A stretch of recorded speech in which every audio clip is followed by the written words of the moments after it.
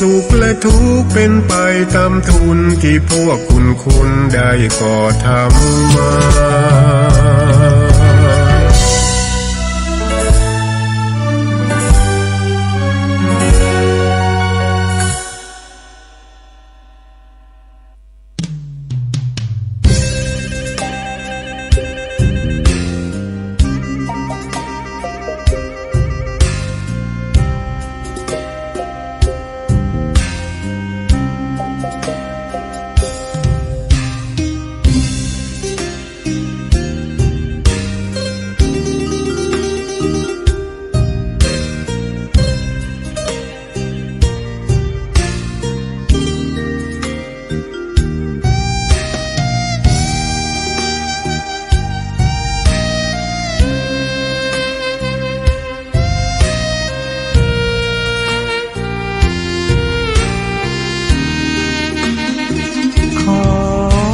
ตำนาน1,300 กว่าปีแม่จามเทวีสร้างพระเจดีย์ที่วัดดอยน้อยพร้อมเจดีย์โค้งอีกองค์เคียงคู่อยู่ดอยสลับก้อนหินใหญ่น้อยร้อยเรียงหน้าอัศจรรย์พระธาตุสีทองแงนมองฝูงพึ่งทำรังช่างมีมนต์ขลังพลังศักดิ์สิทธิ์บนนั้น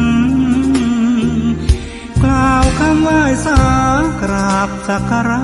คนลุกคนชันสัมผัสถึงสา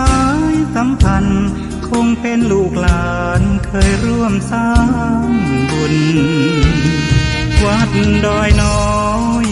อยู่กลางยอดดอยโรยต่อ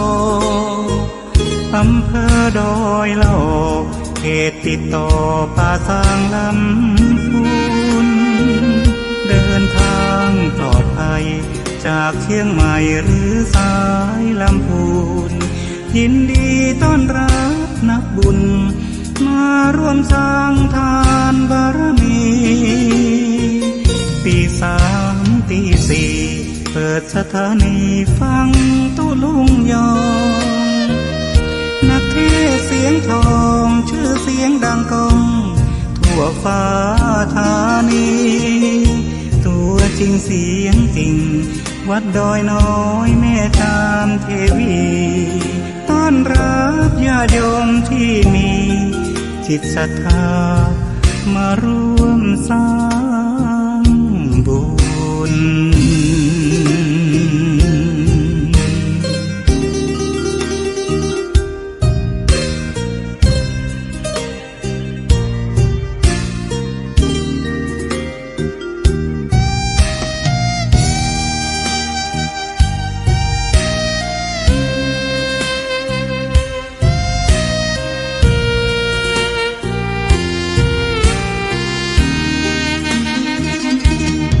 วัดดอยน้อ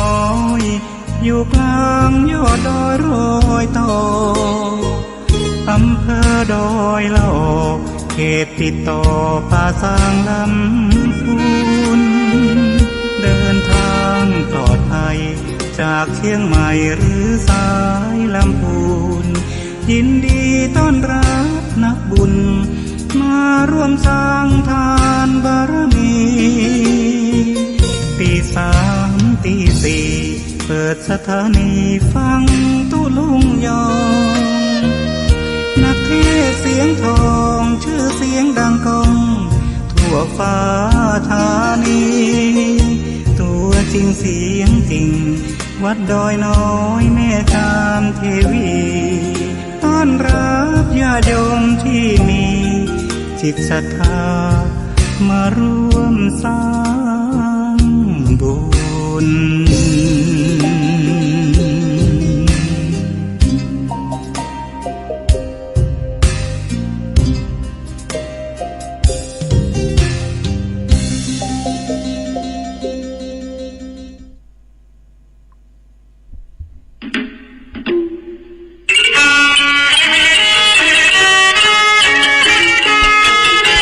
火车เชิญพุทธศาสนิกชนศิษยานุศิษย์ผู้มีจิตศรัทธาร่วมงานพิธีวางศิลาฤกษ์เจดีย์พุทธคยาจำลองเพื่อถวายเป็นพุทธบูชาไว้ในพระพุทธศาสนาและบูชาคุณพระเดชพระคุณพระพรหมมงคลหลวงปู่ทองสิริมังคโลอดีตเจ้าอาวาสวัดพระธาตุสีจอมทองวรวิหารอดีตที่ปรึกษาเจ้าคณะภาค7ณพุทธมณฑลตำบลดอยหล่ออำเภอดอยหล่อจังหวัดเชียงใหม่ในวันเสาร์ที่15มิถุนายน2567ประธานสงฆ์ในพิธีพระเดชพระคุณพระพรหมโมลีกรรมการมหาเถรสมาคมรักษาการแทนเจ้าคณะใหญ่หนเหนือเจ้าอาวาสวัดปากน้ำภาษีเจริญกรุงเทพมหานครเจ้าภาพอุปถัมภ์การก่อสร้างเจดีย์พุทธคยาจำลองโดยคณะศิษยานุศิษย์หลวงปู่ทองสิริมังคโลคุณแม่จันฟองทิวแก้วพร้อมด้วยลูกหลานบริษัทจำกัดเพชรอินทรีย์ทานสปอร์ตบริษัทจำกัดเขมรัฐทานสปอร์ตบริษัทจำกัดนครหลวงคอนกรีตและพุทธศาสนิกชนผู้มีจิตศรัทธาร่วมอนุโมทนาบุญทุกคนโดยมีกำหนดการดังนี้วันเสาร์ที่15มิถุนายน2567เวลา 16 นาฬิกาพระสงฆ์พร้อมด้วยคณะเจ้าภาพและผู้ร่วมงานพร้อมกันณสถานที่พิธีไหว้พระสมาทานศีลพระสงฆ์เจริญพระพุทธมนต์ประกอบพิธีตอกไม้มงคลวางอิฐมงคลและวางแผ่นศิลาฤกษ์พระสงฆ์เจริญชัยมงคลคาถาจึงขออนุโมทนาบอกบุญมายังญาติโยมศิษยานุศิษย์ผู้มีจิตศรัทธาทุกท่านร่วมงานวางศิลาฤกษ์เจดีย์พุทธคยาจำลองและบูชาคุณพระเดชพระคุณพระพรหมมงคลหลวงปู่ทองสิริมังคโลอดีตเจ้าอาวาสวัดพระธาตุสีจอมทองณพุทธมณฑลตำบลดอยหล่ออำเภอดอยหล่อจังหวัดเชียงใหม่ในวันที่15มิถุนายน2567นี้ตามวันเวลาดังกล่าวโดยพร้อมเพรียงกัน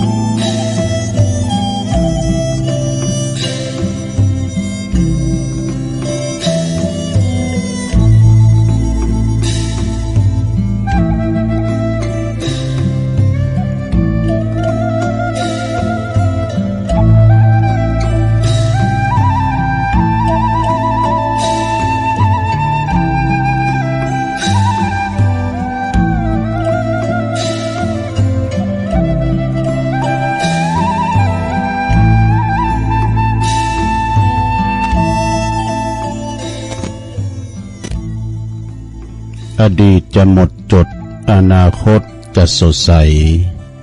ต้องแก้ไขที่ปัจจุบันตื่นเจ้าขึ้นมาเยี่ยมแย้มแจ่มใสทุกโศกโรคภัยหายไปหมดสิ้นก็ขอความนอบน้อมแด่พระรัตนตรัยอันมีพระพุทธพระธรรมพระสงฆ์เป็นสรณะที่พึ่งกับแนบไตไวสาถวายความเคารพมายังครูบาอาจารย์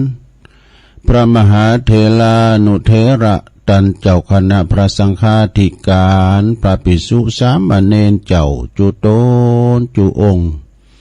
กุวัดวาอารามพลอมตึงสำนักติภักสงฆ์โตยเนอขอความเจริญในธรรมเจริญปอนมายังบรรดาปอออกแม่ออกศรัทธาตันสาธุชนนักศีลนักบุญคนดีทั้งหลายตื่นจื้นขึ้นมาก็หมุนคืนเปิดวิทยุมาฟังรายการสัพเพเหระปะกินกะขอนลุงไก่แจ้งรายการเสียงธรรมแสงทองซึ่งก็รับผิดชอบบริหารเวลา ดำเนินรายการโดยต้นตัวแห่งอาตมาภาพเก่ากระผมตุลุงนันชัยวัฒนาคเสโนแห่งวัดพระธาตุดอยน้อยตำบลดอยหล่ออำเภอดอยหล่อจังหวัดเชียงใหม่มาปกมาปะกันในยามค่ำคืนดึกเดินก่อนที่จะตีนฝ้ายกเนาะในขณะที่เป็นกำลังลับกำลังนอนอยู่ในห้วงแห่งความนิทราเป็นกำลังฝันพักผ่อนสายตาเนาะแต่บางคนตื่นขึ้นมาแล้วก็บ่หลับบ่นอนก็มาฟังรายการเนาะแก่งอมแก่เงาประคับประคองให้มันแจ้งฟังรายการสเปเหละไปเนาะวันนี้มาพบมาปะกันแล้วเนาะเป็นวันศุกร์ก็เอาเราเสาร์ก็เอาหน่วยวันนี้ก่อนที่จะได้เอ่ยไปตังสถานีวิทยุคืนบุญต่างๆเนาะตุลุงก็จะมาไหวพระกันเด้อเพื่อความเป็นสิริเป็นมังกละเป็นมงคลกับตนกับโตกับขอบกับโคลูกหลานตันเต่าครอบครัวอยู่ดีมีสุขเน้อขจัดปัดเป่าโพยภัยเสน่ห์จังไรหายมุดสิ้นไปเนาะนอนอย่าหาล้นต้องลุกมาเด้อไหวในจิตในใจเอาเนาะไหวในจิตในใจก็ได้บุญแล้วนะกราบหนึ่งกราบสองกราบสามอิมินาสกาเลนะพุทธังอภิปูชยามะอิมินาสกาเลนะธัมมังอภิปูชยามะอิมินาสกาเลนะสังฆังอภิปูชยามะอะระหังสัมมาสัมพุทโธภคะวาพุทธังภคะวันตังอภิวาเทมิสวากขาโตภคะวตาธัมโมธัมมังนะมัสสามิสุปฏิปันโนภะคะวะโตสาวกสังโฆสังฆังนะมามินะโมตัสสะภะคะวะโตอะระหะโตสัมมาสัมพุทธัสสะนะโมตัสสะภะคะวะโตอะระหะโตสัมมาสัมพุทธัสสะนะโมตัสสะภะคะวะโตอะระหะโตสัมมาสัมพุทธัสสะอิติปิโสภะคะวะอะระหังสัมมาสัมพุทโธวิจาจารณะสัมปันโนสุขโตโลกวิโตอนุตตโลปุริสตัมมาสาลาธิสัทธาเทวมนุสสานังพุทโธภคะวะติสวากขาโตภคะวะตาธัมโมสันติทิโกอากาลิโกเอหิปัสสิโกโอปันนยิโกปัจจตังเวทิตาโปวินโยเหติสุปฏิปันโนภะคะวะโตสาวกสังโฆอุจจุปฏิปันโนภะคะวะโตสาวกสังโฆญายะปฏิปันโนภะคะวะโตสาวกสังโฆสามิจจิปฏิปันโนภ ภะคะวะโตสาวกสังโฆญาติตังจัตตาลิปุริสายุคาเนอัฏฐปุริสาปุคลาเอสาภะคะวะโตสาวกสังโฆอาหุนายโยปาหุนายโยตักขินายโยอัญจลิกาลานิโยอนุตตลังปุญญาเขตังโลกัสสติจะยันโตโพธิยามุเลสักกายานังนันเดวัตโนเอวังตวังวิจัยโยโหหิจัยยสุจัยยมังคะเลอปัลลาจิตตปัลลังเกสีเสปทาวิปุคะเลอภิเสเกสัพพพุทธานังอากัปปะโตปะโมทัตติสุนักกตังสุมังกาลังสุปาปาตังสุโหติตังสุขโนสุโมโหโตจะสุยิทังพลัมมาจาลิโสปัฏฐกินังกายกรรมังวาจากรรมังปัฏฐกินังปัฏฐกินังมโนกรรมังปณิทิเตปัฏฐกินาปัฏฐกินานิกาตัวนะละพันตัตเถปัฏฐกิเนสัพพิติโยวิวาจันตุสัพพะโลกวินาศตุมาเตภวัตวันตลายโยสุขิติกายุโกภวะอภิวาตานาสิลิสันนิจังวุตตาปัจจายโนจัตตาโลธรรมาวาทันติอายุวันโนสุขังปะลังเอาละน้อศรัทธาญาติโยมต่างหลายตัวลุงก็เป็นเก้าปินโหนำสวดมนต์ไปเป็นตีเรียบร้อยก็ขอกุณปฏิตาไลรัตนะผ่านแผ่วตั้งพระเกี่ยวสามประการจงดลบันดาลมาปกป้องคุ้มครองหักษาวัดวาอารามโหงเกี่ยวตั้งสามเนาะรักษาปกปักรักษายังครูบาอาจารย์พระสงฆ์องค์สามเณรเจ้าอยู่กับวัดกับว่าประพฤติวัดปฏิบัติธรรมอยู่ในอาวาสเนาะเป็นเนิ่นนาบุญศรัทธาได้มาทำบุญสักการะปูชากราบไหว้นำจิตนำวิญญาณนำกินนำทานนำศีลภาวนานำกึศนำสั่งนะโปรดเมตตาศรัทธาญาติโยมก็เอาใจฟักใฝ่กันนะทนุบำรุงพระพุทธศาสนามาสาเข้าจังหันวันศีลวันธรรมก็มากันเนาะแล้วก็ตัวลุงก็ขออนุโมทนาให้ปอลุงแม่ลุงปอลุงแม่ป่ามีสุขภาพพลานามัยสมบูรณ์แข็งแรงอยู่กับลูกกับเต่ากับลูกกับหลานไปเหมือนเนาะเป็นลมโพลมใสของลูกของหลานตัวลุงก็ขอเป็นกำลังจิตกำลังใจกับอีปออีแม่ที่เปิ้นเดินเหินไปไหนมาไหนบ่ได้มีนักมีหลายเนาะศรัทธาที่เปิ้นลูกเดียวเหินไปไหนมาไหนบ่ได้นี่นะก็เอาวิทยุเนี่ยเนอะเป็นกูเป็นกีมไปลงฟังนำฟังธรรมไป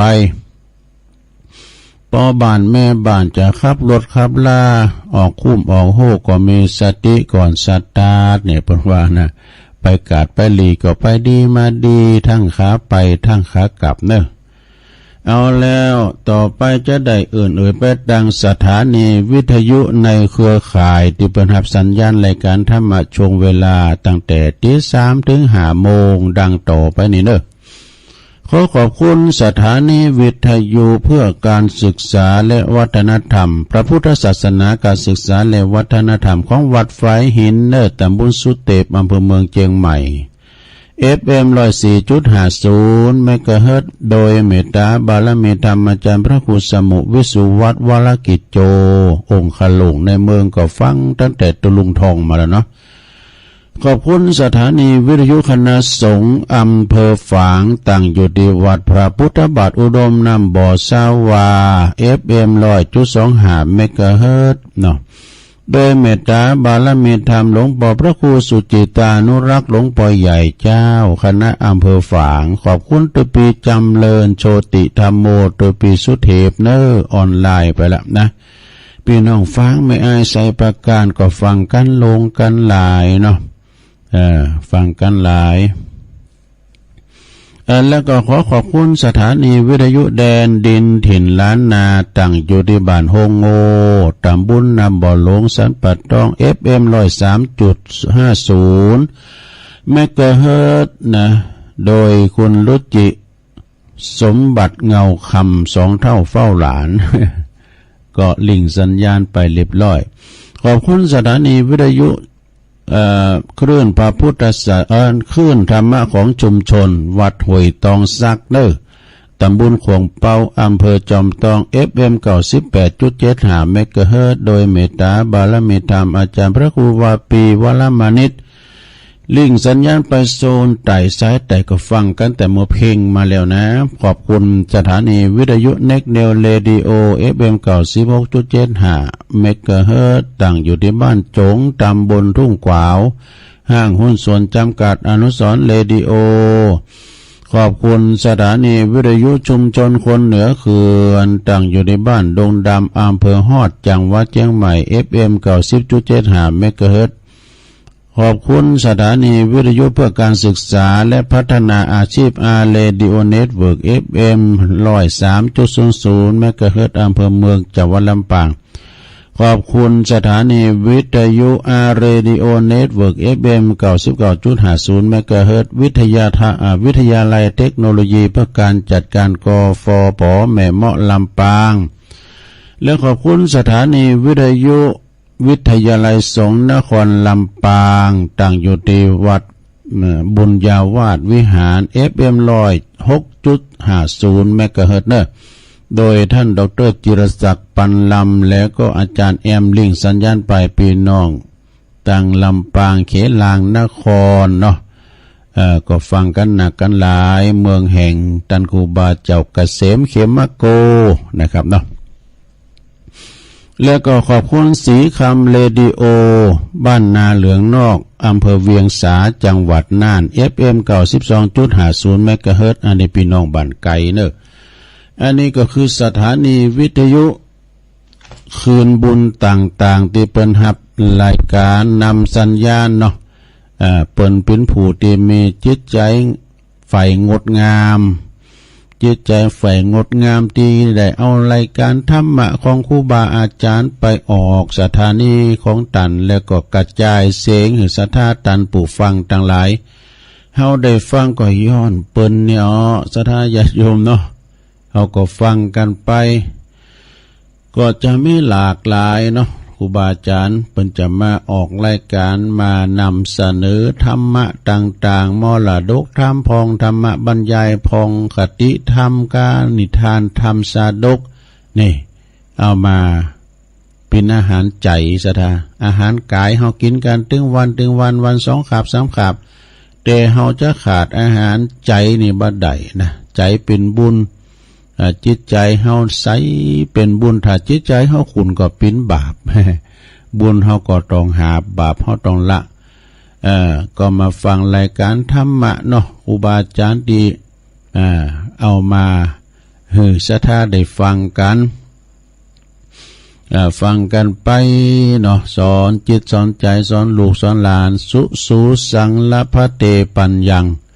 การฟังโดยดีนั้นก็ยอมจะเกิดปัญญาเนาะศรัทธาปัญญาเกิดจากการฟังนั่นเองนะ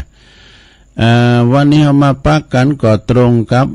วันศุกร์เนอะศุกร์ที่13วันนี้แล้ว13เดือนมิถุนายนพุทธศักราช2567มาเนี่ยญาติโยมทั้งหลายวันนี้มาพบกันวันศุกร์วัน วันศุกร์เอาเหล่าวันเสาร์เอาหน่อยผู้ก็เป็นวันเสาร์ก็มีกิจกรรมนะยกวัดมาบ้านนะวันนี้เฮาไม่ได้ไปวัดพุกกันเด้อเฮาได้ยกวัดมาบ้านไหว้พระรับศีลนี่กันเนาะวันนี้พราหมณ์ว่าเป็นวันศีลโดย8ค่ำละศีลนี่ก็ตรงกับวันที่21เด้อเดินเก่าปิงนี่โดปะเวณีเมนักเมหลายบ้านห้วยจอมตองหลายตีหลายต่างเด้อบ้านวายก็วัดป่าสร้างพาณิชย์โอ้เมหลายเก่าปิงนี่นะก็ไปถามว่าลานาตีเฮาไก่ที่ไหนก็ไปที่หันวัดเหมือนกันวัดอื่นวัดไกลแต่อย่าลืมวัดในชุมชนวัดในหมู่บ้านเฮานะเปิ้นจินเหมาะจินหมอนมาแล้วเปิ้นแปลงเปิ้นสร้างมาเฮาจะไปยกวินเฮามีการมีงานกินแขกแต่งานศพเฮิรนปล่อยเฮาก็ไปยืมถ้วยหวานจานจ้อนเก้าอี้มานั่งหาเนาะนะเฮาจะไปละไปลืมตัวลุงทาเขาเด้อเพิ่นอยู่กับวัดกับว่าหั่นนะ เอาแล้วศรัทธาญาติโยมทั้งหลายตัวลุงก็กรรมธรรมมานี่นะมหาภัยในวัฏฏะนี่อันนี้เป็นธรรมบรรยาย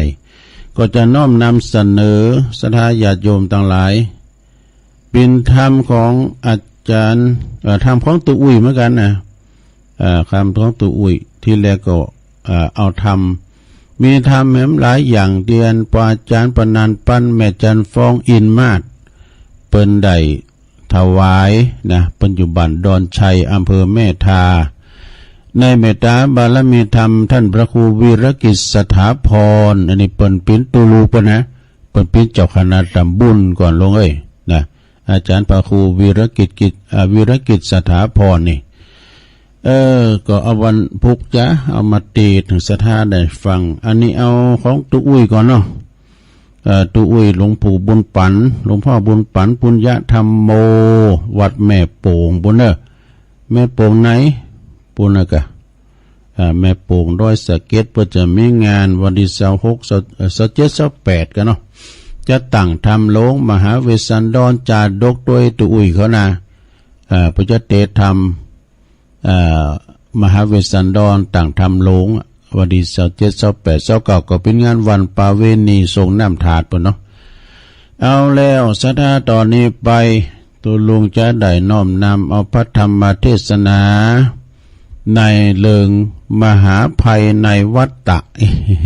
วัฏฏะสงสารเนี่ยนะโยมเนาะอันนี้เป็นธรรมที่ว่าไปเทศในงานศพงานสากวะนะก็ลองฟังก่อนเด้อมีคติธรรมแฝงไว้ทางในก็เดี๋ยวมีรายชื่ออ่านเนาะแล้วก็ตอนสองก็จะได้น้อมนำมาประธรรมเทศนาเอามาเทศถึงศรัทธาเป็นมรดกธรรมเนอะลักษณะของคุณเฒ่าลักษณะของคุณเฒ่าหูไว้เฒ่าใดดอกเฒ่าศอกกอกมายาเฒ่าปาลามาเห่าเฒ่าคุบเข่ากลางจานเนี่ยกะพอออกไม่ออกเฮานี่เฒ่าคุบเข่ากลางจานเมื่อเฒ่าโพดในปานเนาะก็เดี๋ยวลองฟังลักษณะของคุณเฒ่าต่อไปตัวลุงจัดต่างนาโมกันเนอกันนาโมก็มอยรับไว้ในโลงเนอมันเป็นธรรมก่อมรับ นะโมตัสสะภะคะวะโตอะระหะโตสัมมาสัมพุทธัสสะนะโมตัสสะภะคะวะโตอะระหะโตสัมมาสัมพุทธัสสะนะโมตัสสะภะคะวะโตอะระหะโตสัมมาสัมพุทธัสสะรักขยานาคตังพยังติณโอกาสบัดนี้อาตมาภาพก็จักน้อมนำเอายังสาระคติธรรมคำสอนขององค์บวรสัมมาสัมพุทธเจ้ามาจี้แจงแสดงพระธรรมเทศนากับเพื่อจิตใจสัทธาเฮาเนาะมีความสว่างสวัยเกิดความเข้าใจแล้วก็เกิดสติปัญญาแก่บรรดาอุปาสกอุปาสิกา ที่ได้มาปะกันมาเสียสละเวลามาล่มกันล่มงานทำบุญอุทิศนอกจากที่เราจะมาพบมาปะสังสรรค์กับญาติมิตรแล้วเนาะก็ยังได้ขอคิดในศาลาธรรมคำสอนนำไปคิดไปปฏิบัติหูจักหูสัจธรรมความจริงของชีวิตหายจากความมืดมิดโมหะความหลงไหลการอนุเคราะห์เปออย่างเฟื้ออาทรจอยเหลือซึ่งกันและกันก็เป็นบุญเกิดขึ้นในจิตในใจเฮาเด้อฮู้ว่าสิ่งใดเป็นบุญสิ่งใดเป็นบาปแน่ควรละควรเว้นฮู้ว่าเหตุใดแห่งความทุกข์แล้วก็เหตุแห่งความสุขเรียกว่ากุศลคือความฉลาดนี่วันนี้ขณะนี้เนี่ยก็มีศรัทธาเจ้าภาพปิ้นเก้าปิ้นปาตานพร้อมโดยบริวารญาติมิตรวงวานพี่น้องญาติมิตรพี่น้องต้องอันเดียวกันเปิ้นก็มาประลบถึงคุณที่สู่ปรโลกไปหน้าโลกลับดับขันไปก็เปิ้นว่ามีงานปิ้นงานตายก็นิมนต์พระสงฆ์องค์สังฆเจ้ามาเทศนามาสวดอภิธรรมนะประจำทุกยามค่ำคืนอันเป็นพิธีกรรมของเฮาเจ้าปุตจันละจะเว้นเฮบ่ได้จะอยากดีมีจนอย่าได้ก็ตามมนุษย์ปุถุชนคนเฮาทุกคนต่างปรารถนาความสุขทั้งมีชีวิตอยู่ในโลกและก็ที่ลงหลับดับขันไปสู่ปรโลกไปหน้าการปลัดพากจากกันก็มีความโศกเศร้าโศกาอาลัยกูว่าจิตวิญญาณของเปิ้นเนี่ยจะไปตกละกรรมลำบากนะพ่อแม่พี่น้องพ่อแม่ลูกเต่าเหล่าหลานเลนก็บ่มีอันยังที่จะดีเลิศประเสริฐไปกว่าทำบุญอุทิศส่วนบุญส่วนกุศลส่งไปให้เขาสาญาติโยมเนาะก็จะมอบทรัพย์สินเงินทองแก้วแหวนแสนสิ่งให้นาสาธุเอาหือไปมันก็บ่ได้เนี่ยถึงเอาไปก็ไล่ประโยชน์เด้อนะก็บ่มีประโยชน์จานะอันใดในปรโลกนะนอกจากบุญกุศลเต่าอ่านเด้อดังบาลีที่เปิ้นกล่าวรับรองไว้ว่าปุญญานิปรโลกัสมิงปฏิฐาโหติปานินังนี่ก็แปลความว่าบุญต่างหลายยอมเป็นติปึงของสัตว์โลกต่างหลายทั้งโลกนี้แล้วก็โลกหน้านี่ทำบุญไปเถอะซะนะ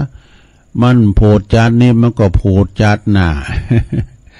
บุญเนี่ยมันจะว่าหายไปไหนดูคือเฮาทำบุญก็ได้บุญทำบาปก็ได้บาปอันนี้มันเป็นสัจธรรมแต่ละพ่อแม่พี่น้องศรัทธาสาธุชนทุกท่านว่าเปิ้นว่าฮู้สัจธรรมความจริงอย่างนี้แล้วนะฮู้แล้วก็ควรรีบประกอบกรรมดีกรรมทำดีโดยกายวาจาและก็จิตใจอย่าอยู่โดยความประมาทขาดสตินี่นะเพราะว่าทุกสิ่งทุกอย่างตกอยู่ในวัฏจักรยิ่งโลกในปัจจุบันเนี่ยปูจากันโดยวัตถุเหินห่างจากวัตถุธรรมจริยธรรมทุกคนทุกท่านที่มึนตามึนตาเกิดมาในโลกนี้ก็ต้องผจญภัยทุกท่านเหมือนกันหมดเด้อผจญทุกทนทุกนานับประการหลายอย่างที่ปรากฏเหือโหเหือหันในโลกปัจจุบันนี้นะโดยองค์สมเด็จพระสัมมาสัมพุทธเจ้าเปิ้นได้ทรงตรัสไว้ว่าชาติปิทุกขาการเกิดก็เป็นทุกข์วะสราชาลาปิทุกขาการแก่การเฒ่ามานี่ก็เป็นทุกข์พยาธิปิทุกขาการเจ็บป่วยเมื่อยไข้อันนี้ก็เป็นทุกข์เหมือนกันมรณะปิทุกขาการตายก็เป็นทุกข์เน้อสทาสมดังบาลีพุทธภาษิตที่เพิ่นกล่าวไว้ว่าสัพเพสังขาราทุกขา สังขารทั้งหลายมันเป็นทุกข์นะสัทธาญาติโยมทั้งหลายกายของเฮาเนี่ยมันเป็นทุกข์เวลามันได้เจ็บได้ใหม่มันก็เป็นทุกข์เวลามันหิวมันก็เป็นทุกข์กินหนักลำไปกัดมันก็เป็นทุกข์มีเงินทองหนักก็เป็นทุกข์เพราะอย่างใดมีเงินมีทองหนักก็เปิ้นมาหลักมาขโมยก็เปิ้นมาจี้มาป่นนี่นะก็เปิ้นมายิบมายืมแล้วมันสายนะมันเป็นทุกข์เกิดไปหมดหรอนะอันมีก็เป็นทุกข์ก็คือว่า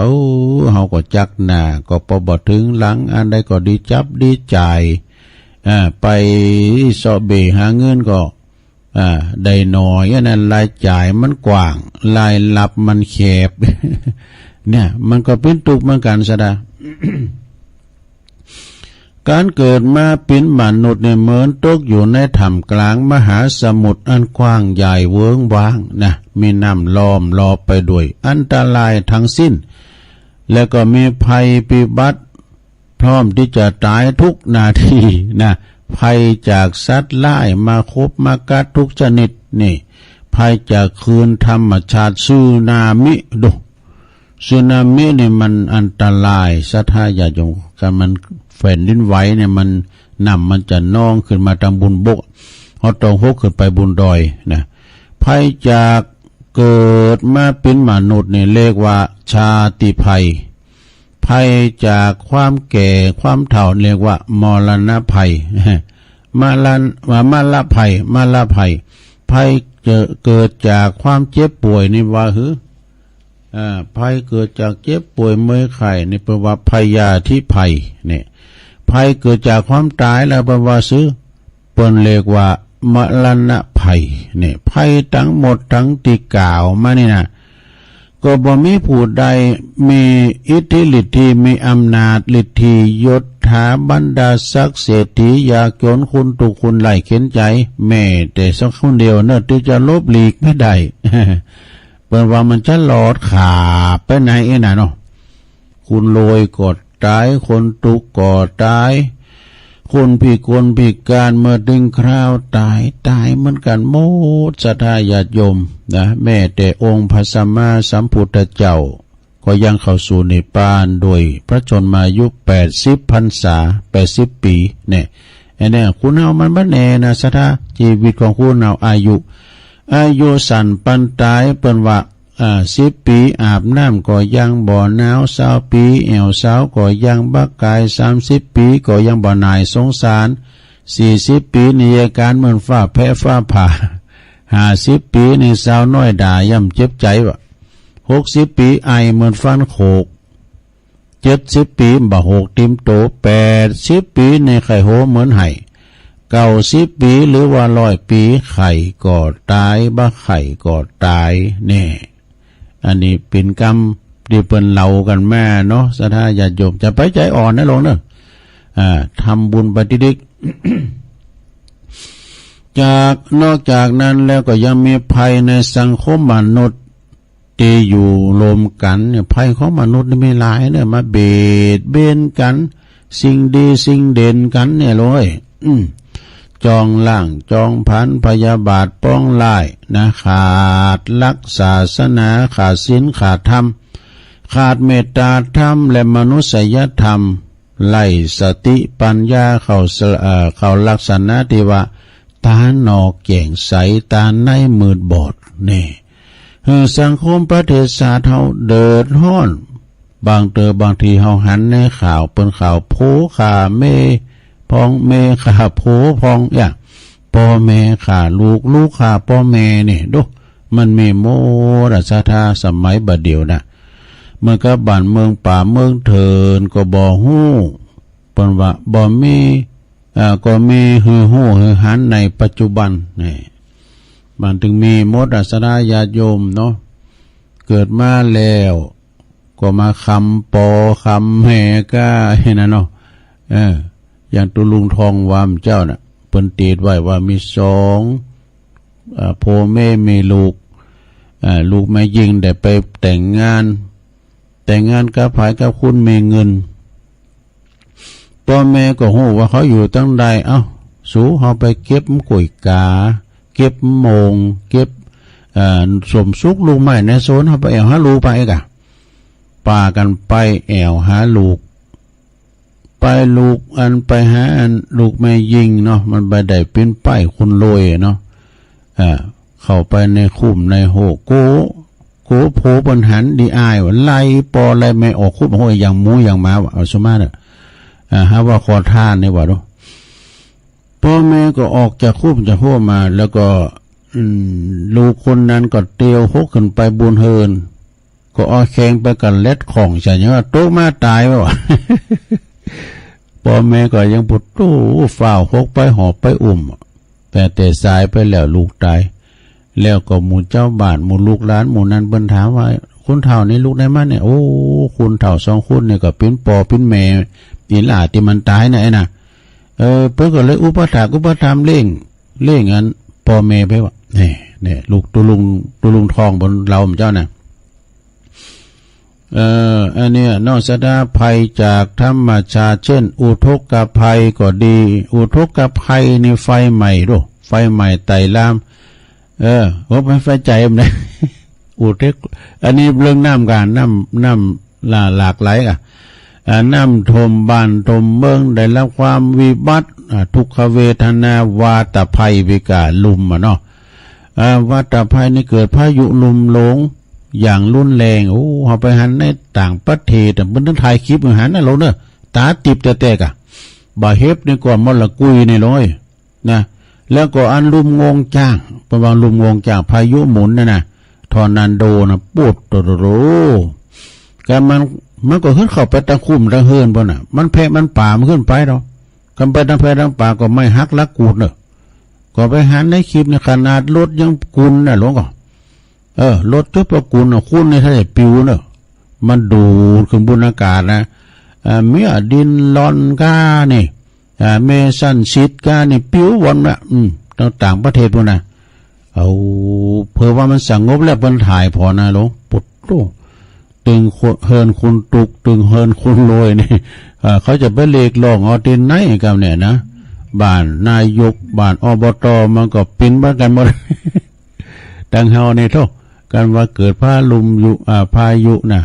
ดินออกไป3 แผ่น 5 แผ่นแจ้งอบตพนมาแจกอาคารบ้านเฮินก็ลุ่มละเนลันนาปัตตภีพิโรธหรอแผ่นดินไหวตายกันเป็นร้อยเป็นพันนะต่างประเทศบ้านเฮาเมืองเฮามีแหละครูบาเจ้าศรีวิจัยตะไว้หมดอะนะแล้วก็ภัยที่สำคัญคือคุณเฮานี่ที่คุณเฮาเนี่ยมักลืมคิดไปว่าความประมาทขาดสติคือภัยจากบาปกรรมที่เฮาเคยสั่งสมไว้บาปจัดแล้วก็บาปจัดนี้ก็นะเฮาทำไว้แล้วมันจังว่าโอกาสมันก็ตามมาสนองเฮาเด้อคำพบคำชาติก็มีเนอะหลวงเนอะเกยข่มเหงลังแกไปเบียดเบียนเปิ้นก็เคยเขาไปเบียดเบียนเปิ้นสัตว์ก็ดีคนก็ดีให้เปิ้นเจ็บไข้ได้ป่วยอยู่เสมอเฮาก็จะได้เจ็บไข้ได้ป่วยเสมอเคยไปจุลายหลอกลวงเปิ้นให้ตกเบ็ดเสียของนะเพิ่นเปิ้นเสียข้าวเสียของก็จะเป็นคุณเงาคุณใบว่าความจำเสริมสมองประสาทอ่อนสติปัญญาบ่สมประกอบด้วยเคยจุเคยลายเปิ้นนี่นะผลกรรมดังกล่าวคือภัยต่างหลายเหล่านี้นะเมื่อเกิดแล้วตายตามแล้วเกิดเนี่ยคือเกิดตายก็ลบหลีกบ่ป้นสถากรรมเนี่ยมันบ่ลืมเจ้าแม้ว่าจะเป็นคู่เป็นบ้าเป็นอันอัครสาวกแล้วก็ตามเนี่ยอย่างมหาโมคคัลลานะเนี่ยเกิดทำลายกับบิดามารดาหลายจินหลายจาดตายเกิดมีหันจาดหนึ่งเปิ้นมาเกิดเป็นอัครสาวกของพระพุทธเจ้าก็ยังว่าถูกโจรหาลอยมาล้อมกุฏิมาบุบมาตีทางที่ว่าจะหนีก็ได้นะหนีทั้ง3 เตอละเลยมาย้อนนึกกำลังเป็นว่าเฮาดิจาดหนึ่งมีหันจาดหนึ่งได้ทุบตีพ่อแม่ให้ได้เจ็บป่วยเพิ่นก็เลยยอมเหอะโจรหาลอยบุ๊บเนี่ยบทสรายยมจุบว่ากระดูกกระดาวนะอันฮักบอกเม็ดข้าวสารนี่วะดู แล้วย่ำตายแล้วนะมันก้องว่าโจรไปแล้วเปิงก็ตองคาถาสมานกระดูกเหาะไปเฝ้าพระพุทธเจ้าลาพระพุทธเจ้าแล้วก็ไปสลายล้างบุญอากาศพอนะถึงไหนละก็ลบหลีกบ่ป้นจำเป็นต้องวนวายนะเวียนวายอยู่ในสังสารทุกข์สังสารทุกข์ทรมานอยู่ในท่ามกลางภัยเนื่องจากถูกเจิกมีเจิกสี่สิ้นมีตอกสี่สิ้นผูกมัดไว้เรียกว่าโยคะโยคะที่หนึ่งเป็นเรียกว่าความหมกมุ่นพอใจในกามคุณหลงไหลในรูปเสียงกลิ่นรสโผฏฐัพพะสัมผัสความหักความใคร่ความสวยความงามทั้งส่วนนามธรรมและรูปธรรมนะโยคะสองนั่นก็คือโพภาโวคะติดอยู่ในภพติดอยู่ในภพอยากอยู่อยากเป็นอยากได้อยากนั้นอย่างนี้แล้วก็บ่อยากเป็นบ่อยากได้บ่อยากอยู่อย่างนั้นอย่างนี้อันนี้นะคือข้อที่สองข้อที่สามทิฏโถคะหิโถคะอันในความหันพิษจากคันลองคลองธรรมจากทำนองคลองธรรมเช่นพ่อแม่เนี่ยไปมีบุญมีกุศลอย่างกับลูกบาปบ่มี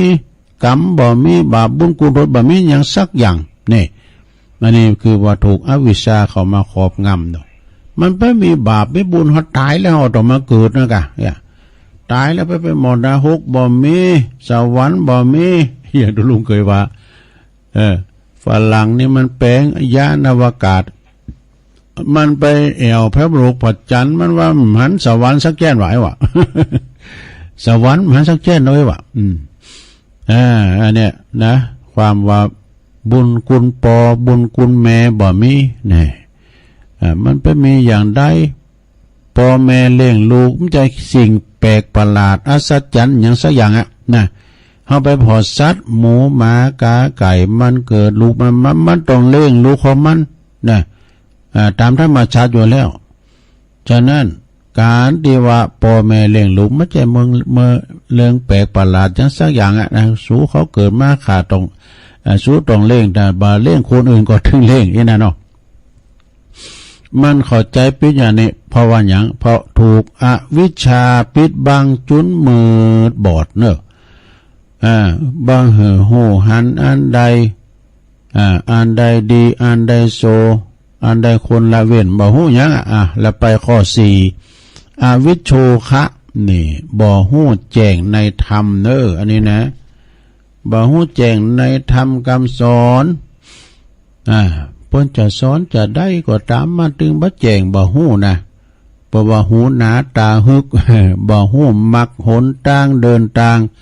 ที่ไหนเป็นหลุมเป็นบ่อที่ไหนโลงกว้างตั้งใดมันโลงกว้างขวางบ่ฮู้อริยสัจธรรมสี่นะข้อที่สี่นี่หนทางเป็นตุกหนทางเป็นตุกก็เปรียบเสมือนคนที่เป็นตาบอดกานี่เดินทางไปหรือว่าคุณตาดีแต่โง่เขลาสติปัญญามืดบอดนี่ฉะนั้นพอออกไม่ออกศรัทธาท่านสาธุชนนักศีลนักบุญคนดีทั้งหลายเมื่อยังบ่ถึงกาลเวลาแห่งความตายมาถึงเฮาก็บ่ควรที่จะพม่าได้ลงเด้อมันทำบุญกุศลไปรักษาศีลเจริญเมตตาภาวนาไปใจมันรักษาศีลมันฟังธรรมะนำธรรมคำสอนขององค์พระสัมมาสัมพุทธเจ้านำไปเป็นข้อวัดปฏิบัติก็จะเกิดแสงสว่างแห่งปัญญานำพาชีวิตไปสู่ความสุขพ้นจากทุกข์ดังตีใดแสดงธรรมมาจะจบแล้วลงดังที่ตัวลุงได้แสดงธรรมมาก็หันว่าพอสมควรแก่กาลเวลาเนาะตัวลุงก็ขอสมมุติยุติลงปงไว้เพียงเท่าอีเอวังก็เมด้วยปกาลชนีสาธุสาธุ สาธุจบลงไปมหาภัยในวัฏฏะนี่เป็นธรรมเนาะของหลวงปู่ตุอุ้ยบุญปันบุญยธรรมโมก็เด็ดจบลงไปเป็นธรรมบรรยายก็เดี๋ยวจะเป็นมรดกธรรมน่ะอันนั้นสำเน็จเด้อลงเด้อลักษณะของคุณเฒ่า แต่เฒ่าบนนี้อยู่เมืองนอกวุ่นทั้งได้หัวมันจะเฒ่าหมู่เฮาทั้งหลายเนี่ยโทษเฒ่าทั้งเฮาในเฒ่าโพดในป้านโดเฒ่าลูกหลานหัก เฒ่าคุบเข่ากลางจ้านบุญนะก็เดียวเขาจะได้เตดเป็นมรดกธรรมสาถาโวเนาะอันที่จบไปในเป็นธรรมบรรยายณโอกาสบัดนี้เอาปอนธรรมไว้ก่อนนะเรื่องเนาะเอาปอนธรรมไว้ก่อนสัพพิติโยวิวาจันตุสัพพะโลกโควินาศตุมาเตภวัตวันตรายโยสุขีติขายุโกภวะอภิวาทนาสีลิสานิจังวุตตาปัจจายโนจัตตาโลธรรมาวาทันติอายุวันโนสุขังปะลัง คือทอดยามแม่อุ้ยอินเนาะอุ้ยอินบุญนาน้องสมณะบุญนาเปิ้นเป็นแม่ของแม่แตงอ่อนอุ้ยอินเปิ้นแม่แตงอ่อนว่าการให้แม่กันฟังธรรมนาตุเปิ้นจะจิถูไปดูแล้วเปิ้นจะไหววิทยุจนว่าเตธรรมจบอ่ะ บางคนก็อันแต่นะก็ยังเปิ้นสื่อจัตตาออนไลน์ให้กันรู้ก็เอาได้เป็นมาติเสาอากาศวิทยุก็เอามาเคนโหเฮากับเป็นกุศโลบายก็เฮาทำดีเนาะทำมันใดดีมันสุขใจก็ทำไปเตอะมันขึ้นใจอย่างไรเนาะเนอะทำไปเตอะนะเอาละเนาะตัวลุงก็ขอพักเบรกสักคำก่อนเนาะโอ้ยอแห่งนี่เสียงไข่อันแผดเสียงไปละ จุบน้ำจุบคอยกันเนอะเดี๋ยวมาปักกันเนาะเจริญปอน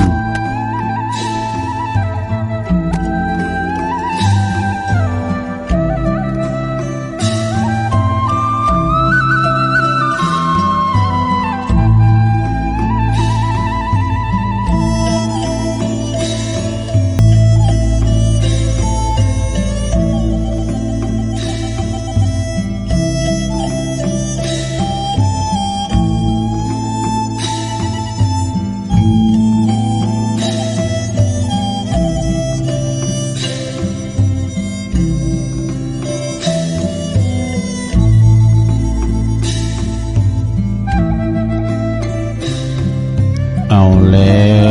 วศรัทธาญาติโยมทั้งหลายตัวลุงก็ลุกเตียวไปเตียวมายืดสินยืดสายเนาะขยับขยายร่างกายนั่งมึนแล้วก็มากินน้ำจุบคอมาอู่กันต่อชั่วโมงที่สองเนาะขณะนี้ท่านทั้งหลายก็กำลังหับฟังรายการสัพเพเหระปากิณากาขอนลุงไก่แจ้งรายการเสียงธรรมแสงทองดำเนินรายการโดยตุลุงยองเนาะวัดพระธาตุดอยน้อยก็นำเสนอนะธรรมบรรยายกาซัมเตอร์ก็สอนในอินตาลันเน็ตของกานะครูบาอาจารย์สูงมาซัมเตอร์ก็เอานิทานธรรมมาเล่าสู่จูกันฟังเนาะสอหาเป็นนักคุณขว้าดอก อยู่ในสนามรบต่อมีอาวุธอินาประวานะโอ้การทำเกมพอไม่ได้ทำการบ้านเลยมานั่งอยู่เนี่ยนะเกิงกะเอาอย่ามาอู่กันนะโอ้เนี่ยเขาอยู่นี่คนเดียวนะตัวลุงก็วันนางอู่อยู่นี่ห้องทรงนี่คนเดียวเปิ้นก็ย้ำลูกกันที่ไหนเจออย่างพี่บ่านี่นางอู่นี่คนเดียวก็ว่ามีไผฟังลองเปิดสายกะโทษจิ้มจีนั่นนะเนาะ ก่อนพี่ยังเนาะตัวลุงก็นำเสนอไปเรื่องนั้นเรื่องนี้พองนะวันนี้วันศีลเนอสดาเนาะงานวัดงานวาหลายตีแลตั้งเปิ่นจัดกันขึ้นมาเดี๋ยวก็ค่อยประกาศแต่ประกาศอันนี้เราจะลืมนะผ้าป่าโรงเรียนขนาดเล็กของท่านอาจารย์พระมหาสมชาติชาตปัญโยเดิมนั้นเปิ่นก็จะเอาพรมพามกันตึงวางศิลาฤกษ์วันที่15โดแต่ย้ายจาก15เด้อย่ายจาก15เป็นวันที่22วันนั้นลงเด้อ22มิถุนายนบุญนะ ก็ขอแจ้งให้ศรัทธาต่างหลายได้ฟังเนาะเมื่อก็จะตอดกันด้วยวัดบรรพตสถิตเหมือนกันเด้อที่วัดบรรพตสถิตปุ่นย้ายจาก15เป็นวันที่22นะศรัทธาญาติโยมอันนั้นก็แจ้งให้ศรัทธาเนาะบัดนี้ก็เพิ่นฮู้เพิ่นได้ฟังก็อีกนะเอาละเราไปอุ่นนักด้วยจะเตธรรมกันเด้อลักษณะของคุณเฒ่ายาวเหมือนกันเด้อก็เดี๋ยวจะมีอ่านรายการซองโดยตักกันตั้งลายพองอีกนอกประกาศข่าวสารงานบุญครูบาอาจารย์กันต่อไปปูจานปูจานนั่นได้ไปไหนมาราธนาด้วยก็ได้ฟังธรรมกันเด้อลงเด้อฟังธรรมก่อนลักษณะคนเฒ่า นะโมตัสสะภะคะวะโตอะระหะโตสัมมาสัมพุทธัสสะโยจะวัสสะสะตังทิเวตุสิโลอาสัมมาหิโตเอกะหังชีวิตังไสโยศิลาวันตัสสะชายิโนติสาทาโวดุลาสะปุริสะตั้งหลายตั้งหญิงใจหนุ่มเทาอันมีสาตาเก้าเป็นปาตานภูมิมีใจบานจมชื่นมันยุกยื่นฟังธรรมจงด่าจำแต่ตนติดสืบสนด้วยปัญญาจักงาจากไขเก่าจีหือแจ้งที่หันลายยังยิงใจแก่เต่าตั้นนาตามตั้นเล่าไข่ปันตามได้หันแลหูหากเป็นอยู่นานามและได้ตามองค์คำที่ไว้เทศนาไว้เป็นตาลาโค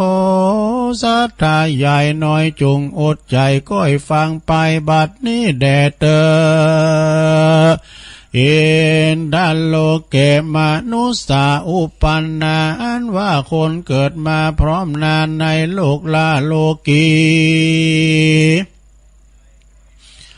จัดนับเมหลายแหล่นับบ่อแปะสังขายาบ่อเมพายาแจ้งจอดบ่อเกิดหลอดทางบุญบ่อเมกุลน้อยใหญ่จักจองอาจายจักจองหอยในตนเต้าเมาวนคำเจ้าเลี้ยงลูกเต้าและหลาน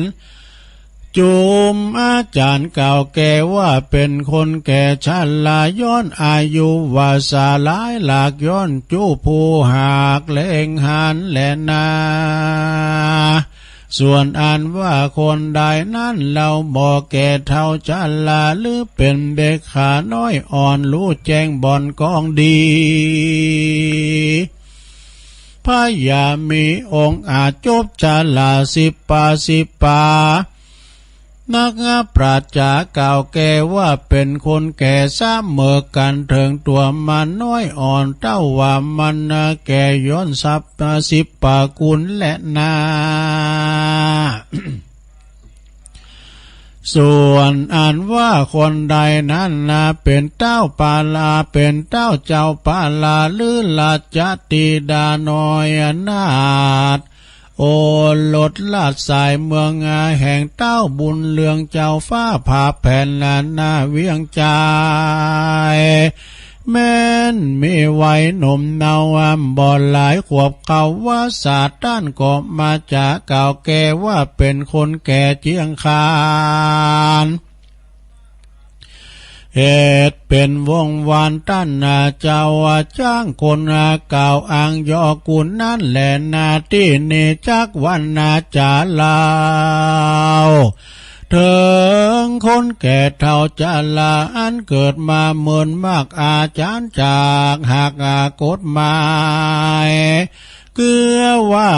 มีเท่าหูไหวได้ดอกเท่าศอกกอกมายาเท่าปาลามาเห่าเท่าคุบเข่ากลางจา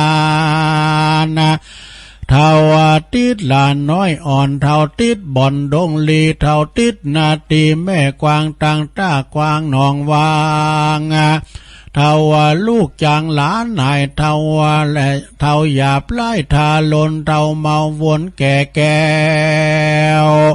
เท่าว่ามาแก้วสากาเท่าตันหาโลภใหญ่เท่าควายให้งัววายเท่าจะได้อวดรู้เท่าลิงรู้ตวยลมเท่าใจขมปากม้วนเท่าว่าถูกท่วนกองทำเท่าว่าใครนำตัวลอดเวียงเกี่ยวยอดเนลาปานเท่าลายประการนี้ใส่จุงจำไว้ในใจจักจะไขเก่าจีหือแจงที่ตามลายคือว่าเท่าหูไหวนั้นสายคือหากมาใดคนโลกไตยิงใจอายุหลายแต่เราหูบอกเขาตั้งทามด้านไข่กำร้องเป่าฮือนาสุฮือเข้าสู่ดาวอาลัมจิเตียนตามทูบไตนบน้อมไว้ปู่จะฟังธรรมเทศนาโอวาทรับศีลอาจเจียงการลือกาตำการกวาดแผ่วตายังขวงแก้วเจียงจีสร้างกุฏิบ่อน้ำวิหารพร่ำศาลามันก็มาจ่าตอบตาว่าการบ้านข้ามีลายตั้งงัวควายเป็ดไก่ตั้งการไล่และการนาจักตุมลายินยากเยวว่ามันจักหากสูญหายลูกหลานต่างหลายยังแถวเขาก็ไปแอวแดนไก่บ่มีไปสักผู้จักอยู่เฝ้าเกหาการจักงากใจไก่กาเตียวต้องเข้าสู่ห้องอาลามนาใจบ่ตามตัวเก่าจักใดบุญเล่าสันได้สู่จงไปก่อนขาเติงเมื่อลาวันลุนก้อยกาตำบุญสร้างก่อปั่นป่อทมลายมันเต้าจะได้ปังเป่าบอกก่อสร้างเล่าบุญได้ยามต้านไขกล่าวถอยว่ามีปล่อยจ้อยและสอมั่นใจปอจื่นสู่รีบหลังลู่ตัวยไปมีการใดละไว้ขดเข้าไกลวงในการบทใดแจงที่ถูกตัดที่ใจตนตบมือซาสนโหร้องเสียงเมกองอาณาหูเท่าโหนาฮึกหยาบเท่าบ่อสะทำบ่อสะลาบเทิงหูบ่เป็นดิจูบ่เข้าไปจูอาวาสเพื่อสันนิบาตฟังธรรมเต้าลงหลำอ่วงของอยู่แต่ห้องเกหานักปราชญ์บอกเล่าคนแบบนี้เล่าก็คือคนเท่าหูวายนั่นแหละนาเท่าสอกอกนั่นใส่ตั้นว่าไว้เป็นหมายว่านับเมลายบ่อพรตัวแกย้อนกินเข้าตัวเท่าพ่อเกิดเมินนานทำบ่อปานของข้างอยู่ในแห่งห้องหัวใจสินดวงใส58บ่อโกดแขวดในตนเต้าเมาวนเลี้ยงใสบ่อเกิดควายอเวจีต้านไขวาทีกาอูฮือใดลู่สินตามก็มาไข่กำขมแป้ว่ากวยบ่อแก่เติงตานะจักปกปันอุกไว้ก็บ่อาจสุขใดดังใจกินลงไปยินยากบันจังฝาดติดปากติดคอนานำกองสินกองธรรมนั้นใส่ต้านบอกไว้หลายประการคนสมปานบอกแก่อย่าไปแส่แสวงหามานลวดลาสาป้ามาดบ่อเกิดขวาดทางบุญบ่อลูกกุลพระเจ้าอยู่ปังเป่าว่าได้นักปราชญ์หลายที่บอกว่าเป็นเท่าศอกอกนั้นแหละนะเท่าใดดอกนั้นแหละนะ เท่าศอกกอกมายานั่นก็คือคนเท่าจันลาแก่เท่าน้ำบอกกึดเล่าเถิงตัวผมยางหัวก็มางอกปั่นดำปั่นแดงออกพับตน ยังเมาวนเล่นแอวกับหมู่เบาแถวใจลามหันสาวงามน้อยหนอก็มายักกิ้วล่อลามายาแสงไข่จ๋าต่อถอยบ่มีบ่อน้อยนาการว่าสาวเครื่องกาล่องดามันก็บ่โคดกาเครื่องขี่ซ้ำมาใจดีจื้นสู่โหร้องอยู่เนื่องนาบ่กึดหันตัวเก่าบ่กึดเล่าสังขารสินและตานมากน้อยบ่จองห้อยตัวมันจักไปสวรรค์ยินยากนาโลกหากเป็นหมายแหลนาเท่าปาลาหมาเห่าก็คือคนเท่าเมากินเท่าเมาเต้าเมาวินบ่เหือดใครอยากกินลาบเลือดยาป่ายำใครกินลาบเลือดป่ายำลูกเมียกาตำแต่งไว้โดยผักไม่นามันบ่อนนาเลี้ยงใส่ว่ากินบ่ใดกายคอกินบ่ปอถูกโลกมันจ้างลุโจกเวตานากันว่าต้านาจาก่าวตานว่าจิ้นป่าอยู่บ้านเด่นใดมันป้อยมีใจจื้นสู่เล่นไปสู่เลี้ยวปันจุ้มหมาหันห่าวสาวตามด่านเด้ามันไปคนไก่น้อยใหญ่พอจำได้สัญญาว่ากันมันหมาเห่านั้นนาเตี้ยงมีปู่เท่ามาจูเพื่อทำดูจิ้นเนื้อตามไฟเอื้อใจมันเงินบ่ตันแปะไว้ก้อยมาใจวันลูนะส่วนว่าต่างบุญน้อยใหญ่น้อยมันบ่อไฟหอยทำหาเต้าปาลาเท่าปาลาหมาเห่ามีดังนี้เราเป็นหมายแล่นนาเท่าคุบเข่ากลางจานคือว่าเท่าเจียงคานจู้ปูตาอันตั้งอยู่ตามธรรม ใจบ่อดำเฮือกหยาบบอกกาตำบาปสามมันเต้าสองสั่งสอนหลานลูกเต้าตามแบบเบากองดีย่ามาเดือนจีปีใหม่มาลอดควายเติงตันมาเขาปากันมาเฝ้าขาบไว้เรากลมเกาขอสุมาด้วยบุพผาดวงดอกไม้ต่างของเครื่องใจขัวใบต่างอาลัยฝ่ายหอยบอลลัดปล่อยวางลานักปราชญาบอกเล่าว่าคนเต่าคุบเข่ากลางจานนั่นแหละนาเท่าติดหลานน้อยอ่อนอยู่แต่บนเกหาคือคนจันลาแก่เท่า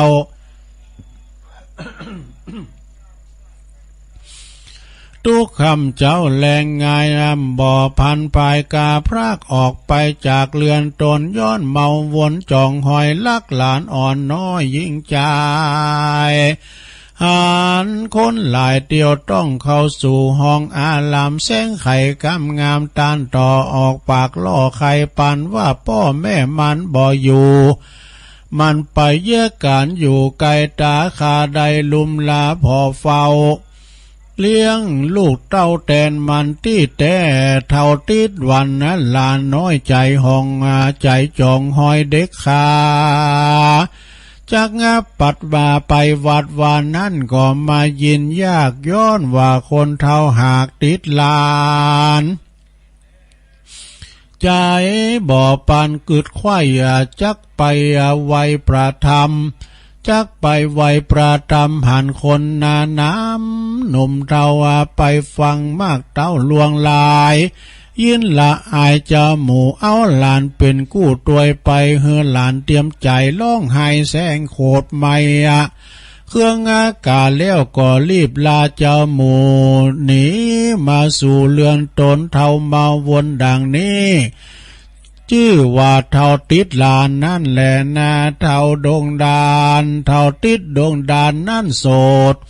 คือคนเท่าใจโหดปาลาแบกปืนยานนาไม้แอวซอไส้ดงควางยิงฟานกวางสัตว์ป่าตั้งนกล่าบินบนใส่ขาดตำโยนเฮา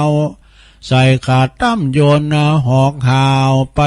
ควายจูด้านดาวดงนา นำซาตาข้ามเจ้าเลี้ยงลูกเต่าเมียแปลงบ่อกึดนะแยงตัวเก่าอันนะแก่เท่าถึงวานะการนาดับขันมวยหม้อเตี้ยงบ่อลอดอาบายแหลนาเท่าติดนาตีต้ากวางตังบวกกวางหนองวังงาจักงาใดเป็นจักเป็นตุกงาขังอ่าวไม่ในโลกไตสงสารวิบากปานตอบสายบ่อใดพ้นง่ายดีหลีแหละนาต่อไปก็เป็นเท่าลูกจางล้านนายคือใดแก่เท่าสัวกาทาลนดาราลูกหลานตนบ่ขาดใจเฮาหาดปาลาอันสั่งมาพิตาต่อตอยกำปากย่อยอาจาลายด่างัวควายเป็ดไก่พดมาใส่ปุตตาจุเวลาค่ำจาวะจูคาบเข้าแหลงไงไผบ่อแฝงอยู่เฝ้าวะย้อนว่าคนเท่ากาลีลูกหลานนีลิซอนไปอยู่บ่อนใกล้ตาคนนาบ่รู้ว่าก็มาเก่าอูเตียนควันว่าลูกหลานมันน้อยใหญ่บ่กึดไข่เถิงคุณนะ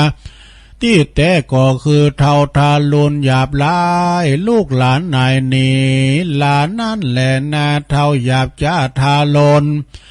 คือว่าคนเท่าบางคนนั่นใส่บ่กึดไข่สัญญาบ่พิจารณาตัวเก่าว่าตัวแก่เท่าตั้งวันบ่กึดฝันต่างลอดตุมลาตอดสินธามนะเต้ากาตำบาปกาคือคำคางัวควายคาหมูขายเลี้ยงไส้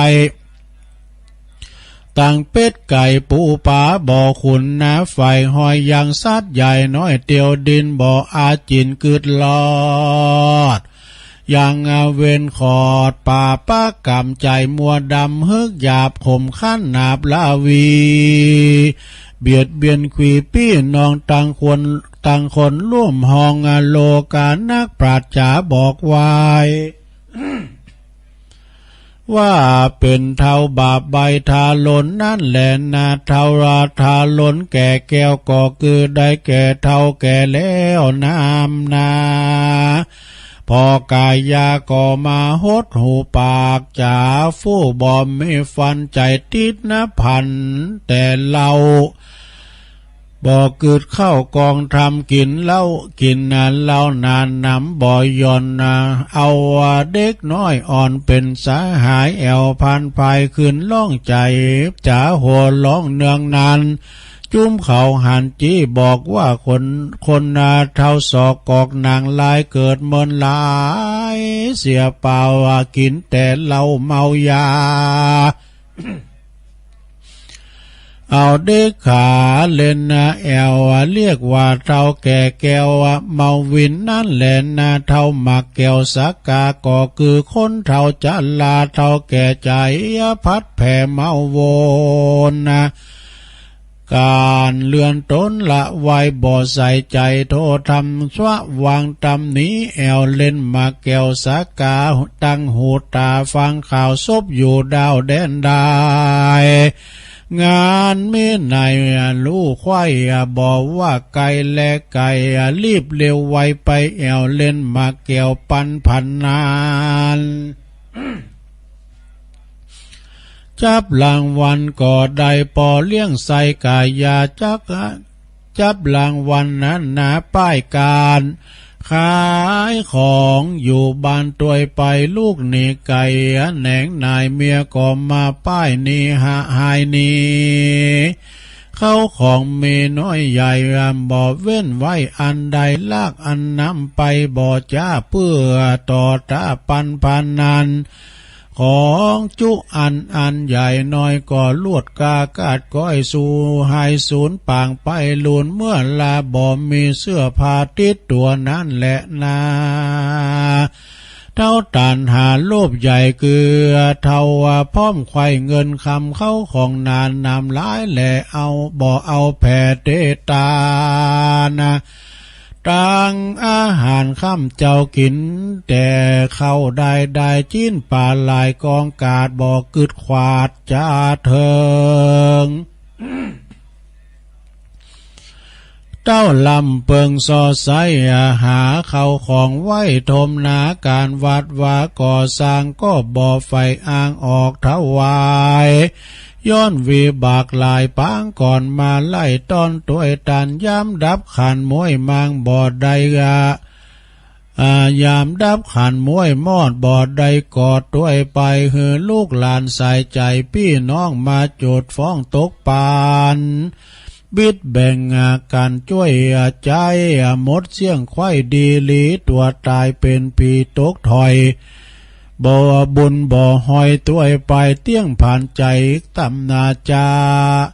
ยามเกิดจาดนาไปลุนนั่นแหละนาเตาควายให้วัววาย ต่อไปก็เป็นเท่าควายให้งัววายคือเท่าอยากพายใจเพศบ่รู้สังเวชคุณนาบ่มีเมตตาก่อเกลือบ่ไฟเอื้อกองธรรมมีใจมืดดำหยาบจ้ากาดดำบาปกาเรือหลายคางงัวควายบ่อเหือดมือเปื้อนเลือดถึงวานใจมันตันมืดบอดใบบ่เกิดไข่หันกุนงัวควายลากหนุนงัวควายหนุนจักลากเขาของมากนำนาตั้งไถนาสวนไล่บอกว่าไก่และไก่มันป้อยเมใจกำเสาขาเลี้ยงลูกเต่าเมียแปลงจับหลังคนนั่นใส่เยนาควายบัวละมวนก็จักจวนเจ้าหมูคาควายสู่ซุมกันบอกกึดหันตุ้งกวางว่าควายช่วยสร้างเผื่อไทยตั้งกำจังไหลหยาบจาเตียงตอบตาตัวตันนั่นแหละนาเท่าจ่าหลายอวดลูกก็คือเท่าจ่าจ่าลายลูกโอบายหลายแหล่ลูกจูแง่ปราจุปาการลูกตังเนปานจันฟ้าลูกการโลกลานา ลูกตังยาวิเศษสัตตาเพศอาคมจาบ่สมกรรมปากตะ จาบ่สมกรรมปากตัวมันหักนี่ไก่ต้านจ่าไขกะอูว่ามันว่ารู้จุปาการบอกต้านตันใส่บาทตัวมันขาดเป็นปีสินดวงดี58บอกกดแขวดกับตนเต้าเมาวนหนุ่มมาเท่าเต้าบอกคนหนุ่มเท่าเฮอลูกเก้าขี่ยาตัวมันนั่นนานี้ห่างนี่ห่างเป็นเท่าเป่าว่างได้นั่นแหละนาเท่าลิงลู่ตวยลมนั่นก็คือเท่าบ่สมกับเท่าบ่เกิดเล่าปิดจารันนาบ่มีพยาแสสันสองเหือป้อเหือแม่นจ้องกองดีต้านไขว่าตีบอกเหตุว่าตนวิเศษมีนายบอกว่าไก่และไก่รีบสาใสไปปันยอมือปันขาบไว้ขาบขอโจกลาบนาเขาข่าวน้ำบ่อติบแก้วเกิดขึ้นแล้วแดนใดก็รีบไปกินอาบเหือซาลาบอินทรีเปียทิก็มีดังเก่าลวดไปเป่าเสียซุมคนเฝ้าขุมบ่อน้ำบ่อเงินตั้งก่อเป็นกองคนไข่ของที่ไก่ลอมเงินได้นำนาตั้งลดลาเขาออกเงินล้นถอกเรือทงหันจีดงต่างนามาอยู่ป่าแดนใดก็รีบเร็วไวไปไวบ่กึดไข่สังกาว่าสมัยนี้นะพอยากจีไรหากยังมีลางเตื้อหนีต้องไปย้อนว่ามีโตดไล่กวนเมืองเอาผ้าเหลืองตุ่มปาดใจเฮาหาดมัวดำมาส่วนจีตาลงทำนั่นเรา ก็มีมากเต้านำนากวนพิจารณาหลายตังอย่าได้ฟังยอกุลคนนามาหนุนสุยอายุฮือลิงลู่เป่ามัวเมา ตัวกรรมข่าวลมแล้วชื่อว่าคนเทาเมาลมและนา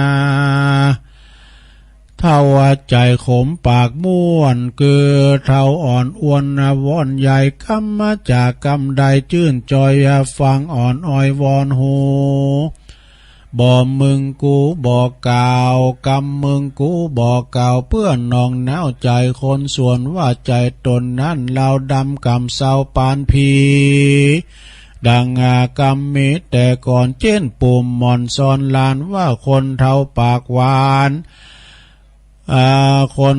ปากหวานคนสมนาลกบ่มไปในนั่นแหละนาเท่าทวนถูกกองทำนั่นก็คือเท่าใครนำตัวลอดเวียงแก้วยอดเนลปานะคือเท่าใจหานจื้นจอยอยู่ต่ำถอยกองดำป่าป้ากำน้อยใหญ่ละเว้นไว้เสียไกลใครกำใดออกปากบ่เว้นจากเสียสินเต้าว่าอาจิน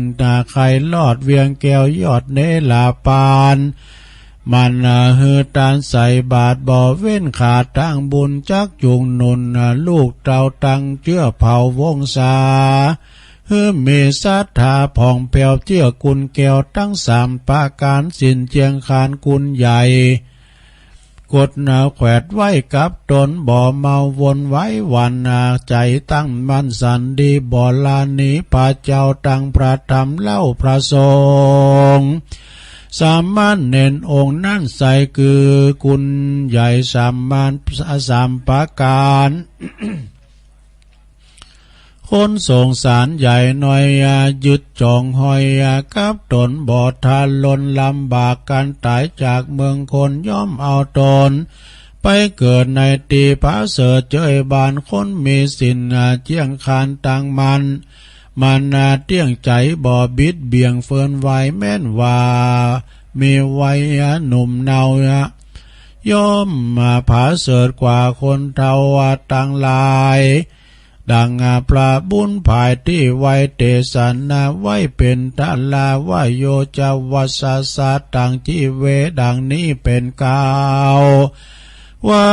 คนเกิดเดียวว่าคนเกิดวันเดียวน้อยอ่อนมีศีลบ่อนเสียตนศีลมีศีลบ่ผ่อนเสียตนมาบ่เมาวนไว้วันใจตั้งมั่นหันธรรม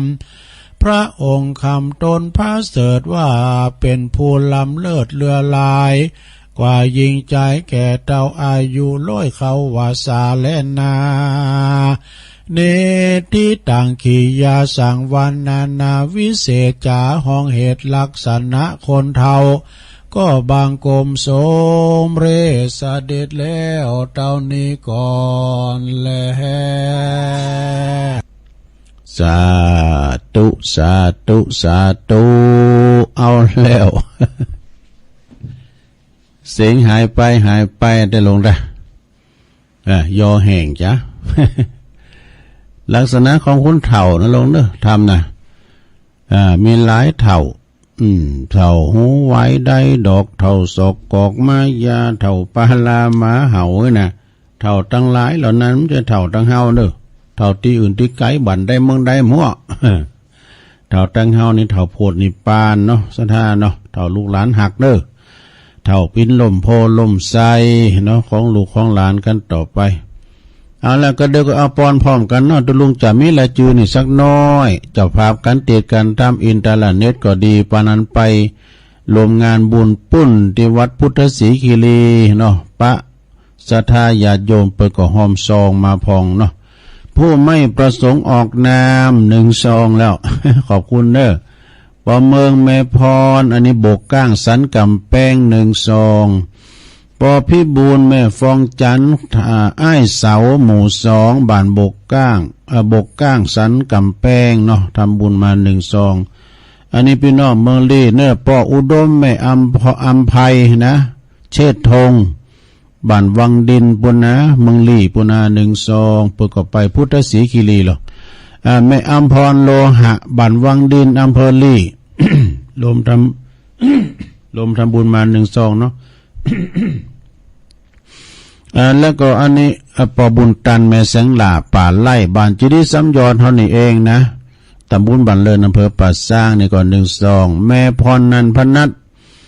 แม่พรนันพนัทนี่อยู่น้ำดิบน้อยการน้ำกาแฟกันเตะการน้ำกาแฟ100 บาทกันเตะ40 บาทเด้อวันนั้นก็ไปปะกันที่ดงนิมิตน้ำดิบน้อยแม่จันเรือนใสอันนี้เพิ่นทำบุญไปหาเด้อปอมูลแม่บัวจันแล้วก็นายสมทบวิกหาน่ะเนาะนายสมทบกะและตาทิศที่ลงหลับไปตัวแถม12เด้อแม่เดือนเพ็ญทิมวางบ้านน้องหาน้ำบ่อลงสันป่าต้องทำบุญอุทิศแผ่กุศลไปหาหลวงตาแก้วเนาะยายแสงล่ากาวิชัยแถม100 บาทเด้อแม่แก้วยาวาบ้านหอยละเด้ออันนี้ฝากแม่ลิมา12ฮะแล้วแม่เบาะกันนะฮะแม่เบาะตะหะวงตะนะวงเนี่ยนะปัญโยสีหมด9นะลำปางแม่เมาะไอ้ฮะแม่เบาะนี่นะ12แล้วก็มีแม่สีนวลวงชมพู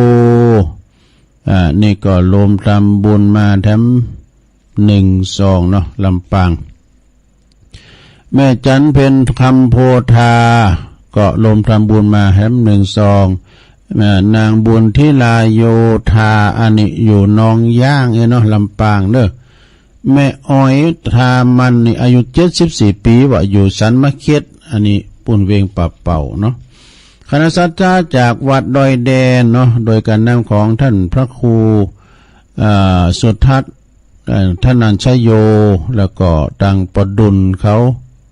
ปดุลแล้วก็ปสมคิดเขาหลายอยู่เนอะวันนั้นเป็นไปปะกันเนอะที่บุญพุทธศรีคีรีแล้วก็12แม่ทิศกันทิยะแถม12เนอะแม่นางพวงเพชรคำฟูพร้อมครอบครัวกันนำกาแฟหวยงูในเนอะมึงฟางอันนี้นะมึงฟางแม่กัลยาดวงตาพร้อมโดยครอบครัวบันห้วยงูในอำเภอฝางทำบุญกันนำกาแฟแถม12แม่บุญปันตาเหียงบ้านห้วยงูในหอมกันเตดมาแถม12แล้วก็มีป้อศรีลาแม่เพชรแม่บุญศรีสางเล็งบ้านตุนพึงเด้อน้องหล่องเวียงน้องหล่องนะก็แถม12กันติดเนาะจบสถาญาติโยมเนาะเอาปอนนี้ก่อนเอาปอนทำตึงปอนซองเนาะเอาทำพร้อมปอนพร้อมกันเด้อสัพพิติโยวิวัจจันตุสัพพะโลโกวินาศตุมาเตภวัตวันตรายโยสุขีติขายุโกภวะอภิวาทนาสีลิสานิจังมุทาปัจจายโนจัตตารโอธัมมาวัฏันติอายุวันโนสุขังปะลังก็พอดีเนาะวันที่20ไปก็เอาไปจ่ายอินเทอร์เน็ต750 บาทต่อปีต่อเดือน แล้วนอกสถาตอนนี้ไปตุลุงก็จะได้ประกาศข่าวสารงานบุญให้ก่อน ก็วันนี้แล้วเนอะมีงานบุญและตีนะลงเนอะบนจะมีงานทรงน้ำพระธาตุก็มีวัดน้ำดิบหลงนี่น้ำดิบหลงก่อนท่านพระประหลัดรัตนยูรัตนวโรตุปีอามเขาวัดหลงเนอะวันนี้นะวันนั้นเพิ่นไปเอามือแล้วที่ดงในมิตร เอาโครงตาลไปโดยตุปีอามก็เอาลูกเนนไปโจยเสิร์ฟน้ำโดยอีกนะก็ปากันไปเนอะที่วัดดงในมิตรน้ำดิบสมาเดี๋ยววัดน้ำดิบหลงดอดน้ำดิบหลงเนอะก็ปากันไปห่มกินห่มตาลกันเนาะแล้วก็มีที่วัดตาตุมด้วยนะวันนี้นะวัดตาตุมตำบลบันเลินเนาะตำบลตาตุมนะกันสมาเด้อวัดตาตุมก็จะมีงานทรงน้ำพระธาตุผาสุกแพทย์ผาสุกก็โทรมาหาตุลุงว่าคุเตอเขามาช่วยงานเนี่ยมันไปตรงกันเนาะเอาไว้เดินหน้ากันเด้อตุนเด้อ แล้วก็นอกจากน้ำดิบแล้วก็วัดตาตุมแล้วยังมีปุ่นทั้งสายแต่ก็วัดพระเจ้าสะเลมวานกันเนาะแล้วก็วัดปุนเตเนอร์วัดป่าล้านเหนือก็พระครูปิยะศีลวิเชียนเปิ้นก็จะมีบุญทรงน้ำพระธาตุเหมือนกันเอาคุณก็นักก็หลายเด้อในตำบลสันติสุขอำเภอดอยหล่อเขานี่แหละนะแล้วก็มาที่วัดดอนชื่นวัดดอนจูนเนี่ยก็เปิ้นก็จะมีวันเนี้ยนะแรงบุทักษิณานุปทานแล้วก็อาบน้ำทาทรงน้ำตังครูบาสุกเนาะครูบาสุกอนันโทเปิ้นก็จะมีวันนี้เด้อวันนี้ก็แล้วงานวัดเม่นวันศีลแล้วก็กระเดียวอบต.ปีชาอารมณ์มหากรรมเด้อก่อนวันพุกนี่เปิ้นก็จะร้องผัดยศจะร้องการ์ดต่างเจ้าคณะตำบลด้วยนะวันที่15วันพุกที่ท่านพระครูมานะสุทธิกรเปิ้นดำรงตำแหน่งเจ้าคณะตำบลดอยหล่อเขต2เด้อวันพุกในเปิ้นจะสืบจัตตาหลวงพระสงฆ์จำนวน49รูปด้วยกันนะวันพุกนี้เนาะแล้ววันนี้ก็ทักษิณาเป็นวันประเพณีของเปิ้นเนาะเอางั้นต่อไปศรัทธาญาติโยมทั้งหลายวันนี้แล้วเนอะที่เพิ่นจะวางศิลาวันพุกวัน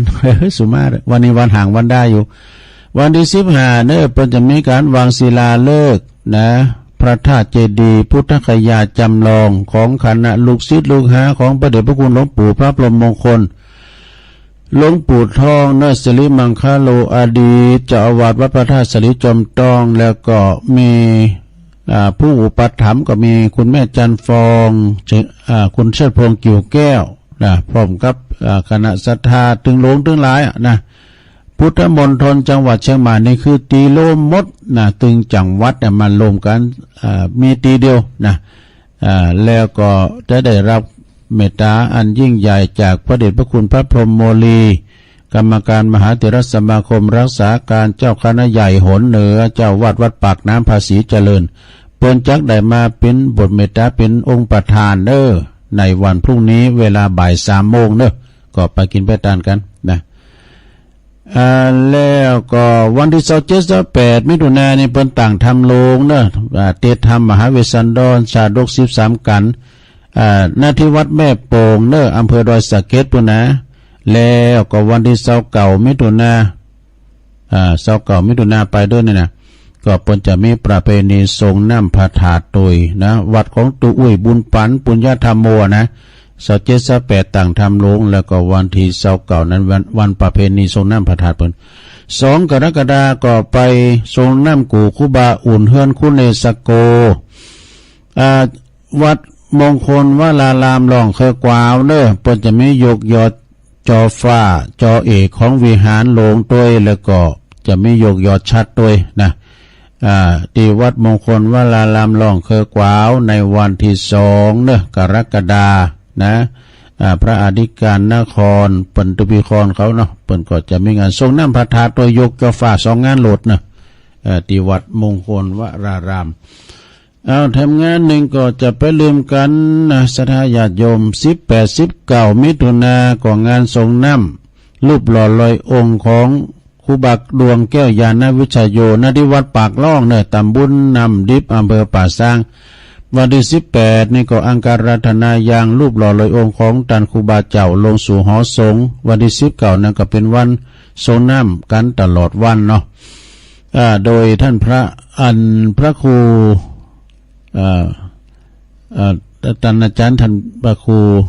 เปิ้นก็ได้ฝากประกาศมาเนาะวัดปากล่องนี้เปิ้นจะมีซอของคณะสายสัมพันธ์กุปีนะลุงใจไอแซมนี่ ประหลงประพันธ์แก้วเก๋เขาแล้วก็มีย้อนยุกแล้วก็ประหลงแดงศรีวิชัยเป็นมาจัดมวยด้วยจัดมวยโดยที่วัดปากล่องพระครูธีรกิจจาธิคุณเจ้าอาวาสท่านรองทรงศักดิ์ปัญญาวชิโรจาก PS ซาววัดป่าบุกด้วยวันที่18-19นะป่าบุกมีแข่งกองโลงด้วยนะแล้วก็จางหันก็19-21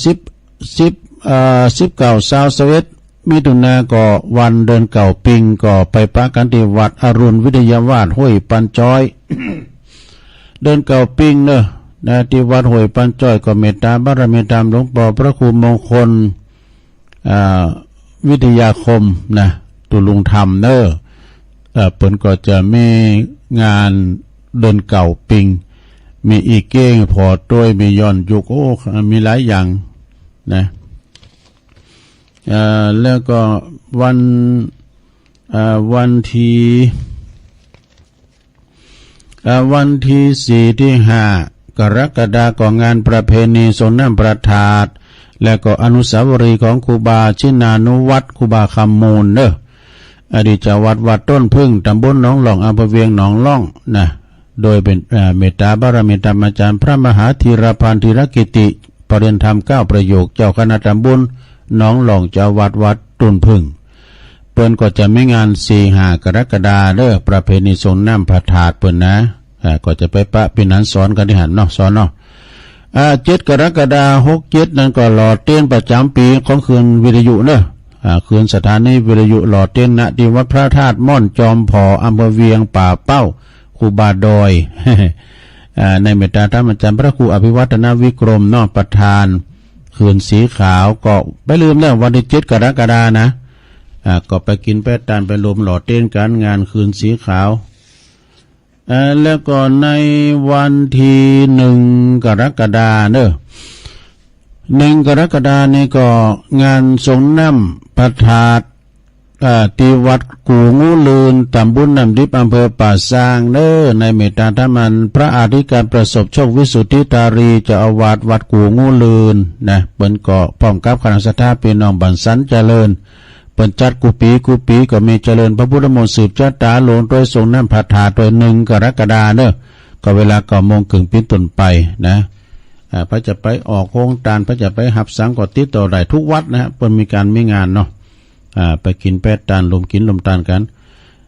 แล้วก็งานต่อไปนี่ศรัทธาญาติโยมทั้งหลายก็จะไปลืมเด้ออันนี้ปุ้นวันที่8เพิ่นก่อนนะเพิ่นจะมีงานส่งน้ำพระธาตุประจำปีที่วัดปงรูตำบลนครเจดีย์อำเภอป่าซางเด้อจะมีสืบจัดตาหลวงโดยส่งน้ำพระธาตุนะฮะที่วัดปงหู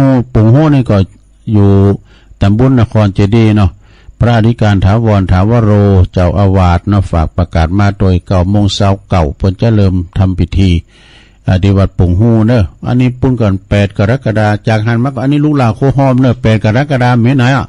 จากหันมาก็จะเข้าว่าซาแล้ว แล้วงานหนึ่งศรัทธาญาติโยมอันนี้ก็งานส่งน้ำพระธาตุสืบชะตาหลวงโดยฉันเพลที่วัดหนองเหงเนอฉลองตราตั้งเจ้าคณะตำบลสันติสุขในเมตตาบารมีธรรมอาจารย์พระครูวรธรรมมานาถเนออาจารย์สมศักดิ์อาคาธรรมโมในวันเสาร์ที่22 มิถุนายนเวลา9 โมงครึ่งเป็นต้นไปนะ21นั่นก็เป็นงานประเพณีเพิ่นเด้อเก่าปิงนะเก่าปิงแล้วก็วันที่22เป็นวันเสาร์เพิ่นก็จะมีงานฉลองเรียกว่าฉลองตราตั้งเจ้าคณะตำบลสันติสุขในเมตตาธรรมอาจารย์พระครูวรธรรมมานาถนะโอ้งานนี้งานใหญ่เหมือนกันนะศรัทธาญาติโยมนะเพิ่นก็จะมากันหนักกันหลายไผที่หับสังไปแล้วก็ดีหับพวกข้าวจีนโต๊ะจีนกันเนาะแต่อาหารเมืองมีเฮ็ดถอบเป็น9ก็ปากันไปแล้วก็ไผที่หับสังไปแล้วก็ดีก็ไป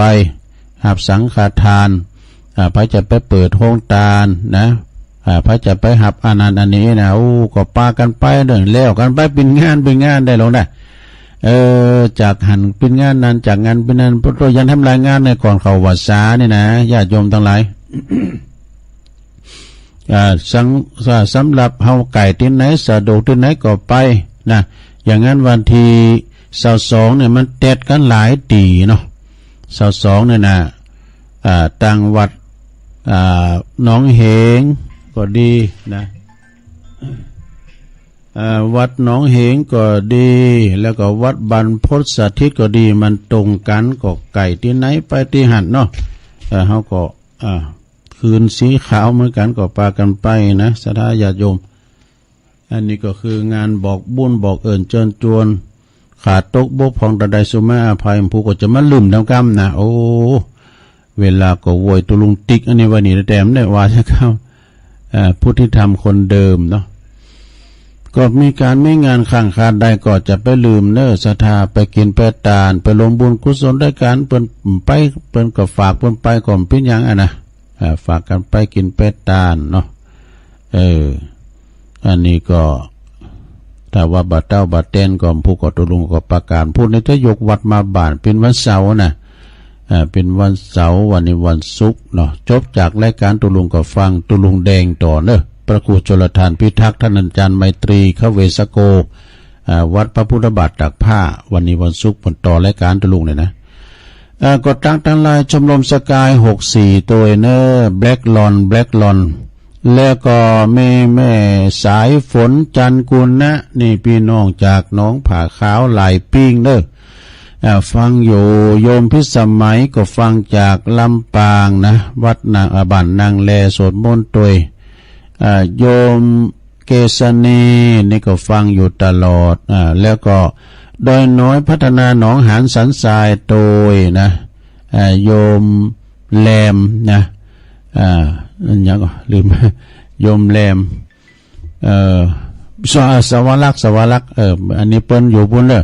แม่ทารบต่างงานปุณณาฝางใส่ประการเนาะแม่เดือนเพ็ญทิมวางแม่เดือนเพ็ญนี่ก็ฟังอยู่ตลอดน้องหานำบ่อโลงเนอะแล้วก็อันนี้โยมเปิ้นก็โอ้แม่สิรินทิพย์บุญเลิศแม่สิรินทิพย์นี่เปิ้นก็ฟังอยู่ฟังจากกรุงเทพฟังทางออนไลน์เนาะแม่ชีกันธนีสายยาฟังจากเวียงป่าเป้าปุ่นนะย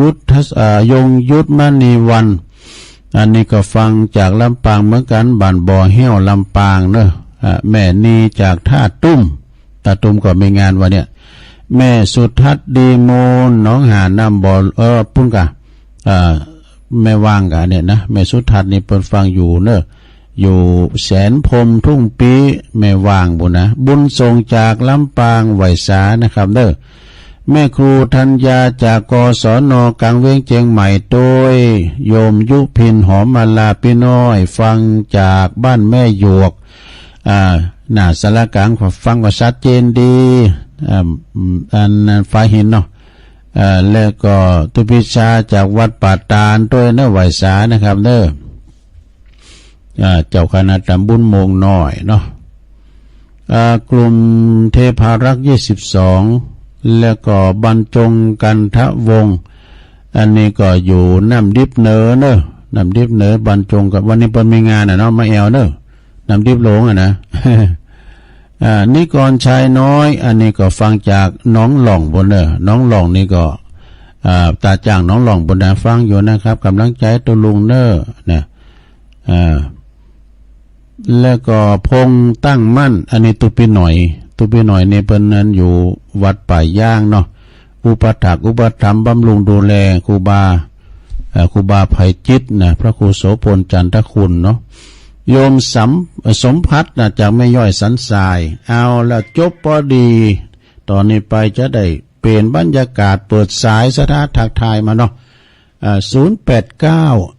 955 6506เจริญปอนอาจารย์ครับหลวงพ่อกฤษว่าไปเลยครับโอ้แถวเลยเช็ดปณีประเมิน49แล้วว่าไปเลยว่าแล้วโทรได้ฟังอยู่ตลอดเลยหายไปไหนนานแล้ว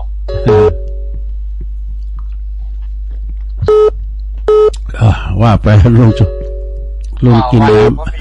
มีเรื่องอะไรจะว่าอาจารย์เจริญปอเอาไว้สาฟังอยู่ครับก็เฮาก็ให้เปิ้นอู่กินน้ำจ้ะเจริญปอนเจ้าก็ไปซะเจ้า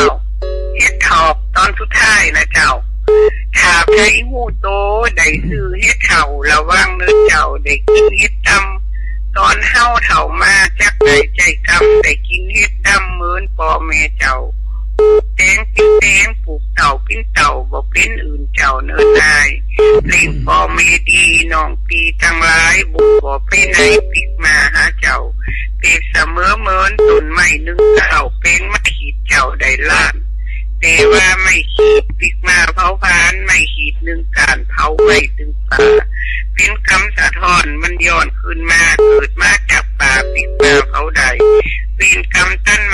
ก็ต้องจดใจมีตึงบ่ได้กำเวนลูกๆหลานๆจะไปเห็นสั่งกำสั่งเวนเมื่อไม่กี่เจ้ากำยองวันละกำนะเจ้า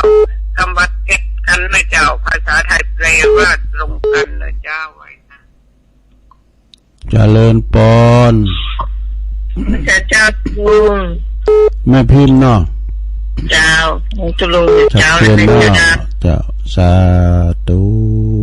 เจ้าไว้เจ้า เจริญปอน เจ้าจุลุง ยายพรร้องวัวแดงชัดเจนนี่เนาะ เอาชัดเจน เจริญปอนเจริญปอน ไม่สาเจ้าตุลงฟังยัน แม่น้อยอูดูดี เจ้าฟังชัดเจนดีตุลงฟังแต่เจ้าละ สาธุเจริญปอน รีบกอบรีบกุยรีบถอรีบพายตลาดตะวายสายบัวจะเน่า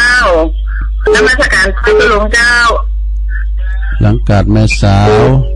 ฟังตั้งว่าอันเพลงไรน้อยออกแล้วเนอะ เอ เจ้า อ เจ้าฟังกันนะเจ้าสารการนะเจ้านมัสการเจ้า ไม่อายมาแล้วเจริญปอน ภาษาเจ้าตุลุงนำให้ผู้อินฟังอย่างนะเจ้า เสมอ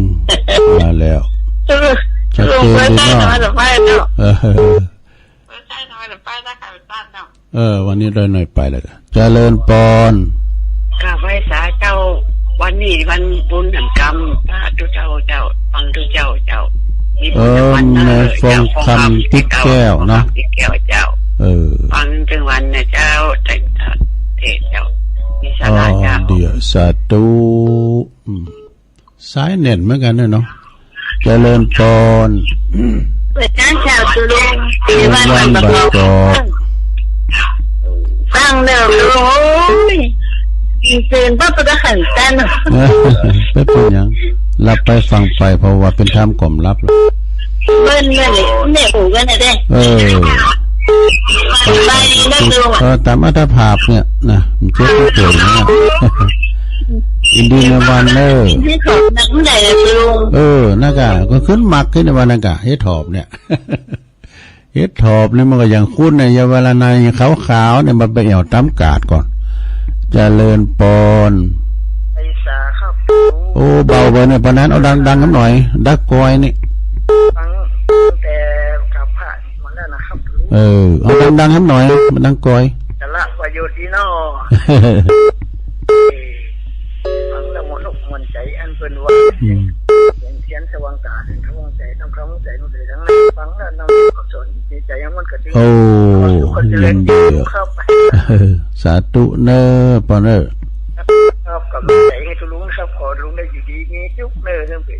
มูลมใจกระดูกกระลานออกต่อไปครับเด็กปอนจะไหลปอนนี่สนองต่อปอนเนอวันนั้นสายยันฟังอยู่อย่างหนึ่งสารพีเจริญปอนไว้สาเจ้าฟังได้จ้ะแม่บุญปั่นตาเหียงเจ้าพี่น้องฟังมาแล้วตาเหียงอันหวยงูในเนาะเจ้าวันพุธเจอกับเจ้าวันพุธนี้ที่ไหนเจอที่เนี่ยกันนะพุทธมณฑลจังหวัดเชียงใหม่ก็ยินดีเนอะมาป้ากันเจ้ายินดีแม่บุญปันเนอะเจ้าสาธุนี่มึงฟังมาละไม่ให้ใช้ประการอย่างมาเด้อเนาะแม่เพื่อนว่าไปเลยเจ้าไว้สาเจ้าแสงไฟสว่างใจแสงธรรมะสว่างใจสว่างใจได้แสงไฟสว่างใจได้แสงธรรมเจ้าฟังชัดเจนทุกเรื่องเสียทุลุงเด้อเดี๋ยวเจ้าไว้สาเจ้าวันนั้นก็คุณร้ายเนี่ยโตปุณอ่ะบุญพุทธศรีคีรีปุณอ่ะถึงพอกันผู้ไหวอ่ะเจริญปอนแม่ฟังอยู่เน่ตั้งได้จ้าแม่สิไรตะวันได้สเก็ตเจ้าฟังอยู่เนาะแม่เนาะเจ้าวันนี้เจ้าสาธุเจ้าฟังธรรมตุลุงไปคือพองมีไผว่าจะวุ่นเลยมีปนั้นประเสริฐเลยเนาะเจริญปอนการงานราชการเจ้าแม่ฟังอยู่นะเจ้าอันนี้ก็สัลปีเนาะอย่างหนึ่งอันนี้ แม่อันเนี่ยจ้ะสุแก้ว แม่สุแก้วศรีโพธาราม เจ้าฟังอยู่เจ้า ยินดีนะแม่เนอะ จ้า สาธุอาดัมสายเหรอเจริญปอน เจ้าสาธุเจ้าท่านนั้นยมฟังยันเนอเมืองปากจัดเจนดีเจ้า โอ้อันนี้แก่งหัวลิ้นเนาะแม่ เจ้า โอ้ ได้เลย ฟังชัดเจนดี เจ้าจัดเจนดีเจ้า เดี๋ยวปนน้อยบุญปันเขานี่เปิ้นหาจะได้ฟังจ้า เจริญปอน ข่าวภาษาเจ้าตุลู แม่สมผัดเนาะแม่ย่อยสังสาย ฟังตลอดเจ้าใจโทรบัดนั้น โอ้ขอบคุณเนอะเปิ้นฟังกันเนาะ เจ้า ผู้กดฟังยินดีเนอะเอาจบเวลาพอดีจบเวลาอีดูเปิ้นเจริญปอนจบเวลาพอดีเปิ้นลงไปละเอาละเนาะสถาญาโยมตุลุงบริหารเวลามาก็ครบ2 ชั่วโมงวันพุธก็ไปปักกันใหม่เนาะวันเสาร์ก็ยกวัดมาบาทขอบคุณเนอะกูเสงกูสายที่เปิ้นฟังกันก็ดีพลังเงียบก็ดีตลอดถึงขอบคุณครูบาอาจารย์ที่เปิ้นฟังเนาะครูบาอาจารย์เปิ้นก็ฟังกันนะสถาและที่ลืมบ่ได้ก็เจ้าของสถานีทุกท่านเด้อที่เปิ้นออนไลน์ให้สถาได้ฟังกันเนาะนำรายการจากลาสถาไปก่อนก็ได้ฟังตุลุงแดงจากตุลุงนี่เด้อจัตตารุธรรมาวัฏันติอายุวันโนสุขังปะลัง